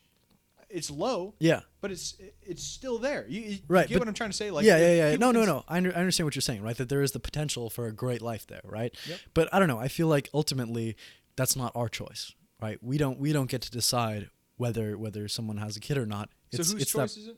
The mother. Okay. Why is it the mother's choice? Because she's the one that made the problem. She's the one that accidentally got pregnant. It's her fault for getting pregnant. Her punishment gets put on an innocent child that has no say in whether or not they live or die. Well, I think that calling it a child is it's not yet, right? It's a potential human. It's a potential human, but it's not like you're killing a toddler, right? This fetus doesn't see anything, doesn't have consciousness, right? Isn't experiencing the world, right? So you are cutting a potential life short, but it's not like you are cutting a human life short, right? Okay, so can we say that a teenage woman who gets pregnant made a bad decision in getting pregnant? Yeah. Okay, so if we can assume that she made a bad decision, can we also say that there are bad decisions that are made that have consequences? Yeah, but I don't think the consequences should be ruining your whole life, right? I think it doesn't. It doesn't not necessarily ruining your whole life, right? Not necessarily, right? But saying that you had sex, that's bad. You shouldn't have had sex. Therefore, you get punished by having a baby that you don't want. Is kind of draconian, right? It's like it's quite medieval, right? No, it's not. Yeah, it totally it's is, not. right? Let me bring up an example about like just normal police. Mm-hmm. Let's say I make a bad decision, I steal something from a store, Yeah. and I get caught. Yeah. Well, we give them a punishment Yeah. for that, right? Yeah. And I'm not saying if a person gets knocked up, they have to suffer the punishments. Yeah. It's not a punishment. Yeah.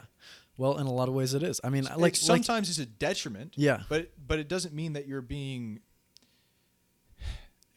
Okay, that's a bad point. Yeah, It yeah. is a punishment. It is a punishment, right? But here's the thing. yeah. There are people. Okay, let me go back to logical Yeah, A, yeah. B, C stuff. Yeah. right? Yeah. If a woman Yeah. gets pregnant, Yeah. that's a bad thing. Uh-huh. A teenager gets pregnant. Who doesn't want it? Who doesn't want a child? Right. There are teenagers who willingly get pregnant and Have their kids. pop them out, right? Yep. So we can say that teenage pregnancies usually are bad. Yeah. Right. Because they're unwanted. They're unwanted and Right. they're not married usually. Mhm. Right. Number two, we can say that punishments, decisions that are bad have consequences. We'll say that decisions that are bad have consequences. So the decision to get pregnant, having sex, knowing the risk that there is a percentage of getting pregnant, happened. They did get pregnant. Now they have a consequence, right? So A, B. So let's do the math here, right? No. You know what I'm yeah, trying to do. yeah, A, no, B, no, C, no, yeah, C, yeah, D, right? yeah. So a teenager who is a woman made a bad decision, right, and is now having consequences. There are decisions that are made that are bad decisions that have consequences. Yeah. Right. So consequences can be bad, right? The They consequences can be good too, right? Yeah. Yeah. A bad decision led to a bad consequence. Yeah. Right. So the decision to have sex, to have the baby, had. I'm losing. yeah. I'm losing. Scam, I'm following Let me you, finish man. this. I'm following you. Let Yeah. me finish this quickly. The pregnancy that they understood the risk happened. Mm-hmm. Now, the consequence of their decision to have sex has a punishment. Yeah. And the punishment is having the child. Yeah. I think that the crime and the punishment are drastically unaligned, right? Like having sex as a teenager is not really, I don't know, I don't think it's something that should be punished with such severity as forcing teenagers to have kids, right? I think that the crime and the punishment, right? It's not a crime, right? First of all, I'm calling it that, but it's just something that happens. Teenagers I are gonna have risk, sex, right? right? A risk, right? Sure. It's so drastically unaligned from the consequence. If a teenager gets pregnant and they have to get an abortion, I feel like that is a huge punishment, right? You have to talk to your parents about that you got pregnant, right? And then you have to get taken to an abortion clinic and get an abortion. Like that in itself is a big punishment, right? You have to face your parents and say that I had unprotected sex, and if your parents aren't happy with that, they're certainly gonna do their own punishment. But I think that burdening a teenager with a kid is drastically unaligned from the what's it called, the risk, right? And it ends up punishing that potentially human, right? Because they are raised by a teenage mother who is probably unequipped to raise a child, right? Yeah, well, there's certain cases where it works out. Right, it works out occasionally. Sometimes. Right? Sometimes it does, right? But in a majority of the cases, the punishment falls on everybody. Everybody suffers the consequence, both the child and the mother, right? And it's not a very good point that I made. No, by the way, and it's not a very good we're point. all making it's bad kind of points. weird. We're all making bad points, man. We're like 2.5 hours. In this yeah, right. podcast. No one's listening. No, I know. The brain at the beginning that we had was so much better. I know. We should have started like with the tough things to talk about. Exactly. Now we're the just really hard kind of stuff. rambling, right? Yeah. Trying to It's like, consequences. right. What are the consequences, right? Yeah, I don't know. I feel like that's a bad point. I made a bad. No, I made bad points too, man. Like like you know, I don't know. I feel like we're at a point with this abortion talk, Right, where it's where- like we're not really making any progress. No, we're both entrenched in our positions. Well, it's not that we're entrenched. Like I'm listening to you, Yeah. you're listening to me. yeah, but at yeah. the end of the day, And you're making really good points. I gotta say, like life's better than not life, and the fact that every fetus is a potential human, right? Yeah, I think that's a good point. It's good stuff. It's good stuff. But in my mind, like I just like I conjure up the images of like a teenage girl in Mississippi who like fooling around with a guy in the back of a truck, and like all of a sudden her life is just tossed into the gutter. You know what I mean? And it's obviously an emotional anecdote that isn't applicable to all situations. But like I don't know. I just feel like if we want to support women's rights and their autonomy, then like we should allow them the choice to make allow them the freedom to make that choice for themselves. And like at the end of the day, that's my reasoning, is that like because women already are so downtrodden in our patriarchal society. That's another topic. Right? yeah. That if we want equality between the genders, that it's something that we should fight for. And I don't know, it's such an emotional topic. Yeah, right? it's Because hard we're to talking argue about like logically. killing fetuses, which is Sure. just like it's jarring, and it's Yeah. and everybody gets riled up about it, right? And it's I don't know.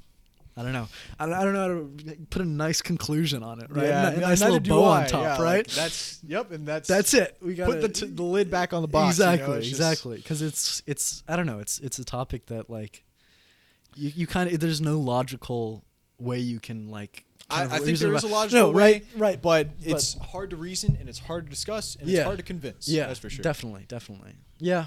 Yeah. I don't know. Should we wrap it up on a good note? Yeah, Tell a okay, nice we'll little wrap it up. anecdote? Yeah, we'll I mean- wrap it up on a good note. We'll put like what's some nice things we want to talk about? Something good that's happened in your life, Gabe. something good. Yeah. Well, I was gonna ask you trying to get lunch. Yeah, let's get some. Yeah. What are you trying to get? Pho, dude. Pho. Let's get go some get a pho. All right. bowl of pho. All right. We're ending on a good note. We're gonna get some pho. We're gonna get some pho. Hope Exactly. you guys get some lunch too. Yeah. because You just spent a long time listening to us ramble about dumb shit, right? And we made lots of bad points. made some bad points. Made some good points. You made some good points too. Hopefully, I don't know. Like I don't know. When I feel like when we're just talking here, it's hard to get like perspective on like Yeah. whether what we're saying is right or wrong, or we're making good points or not. See, but- that's the beauty of a podcast. Right. Right. You can ramble on forever. All right. Yep. That's the end of it. All right. All right. It's been a Gabe and Erik show. Yeah, thank you for listening. and hope you're doing well. All right. Thank you.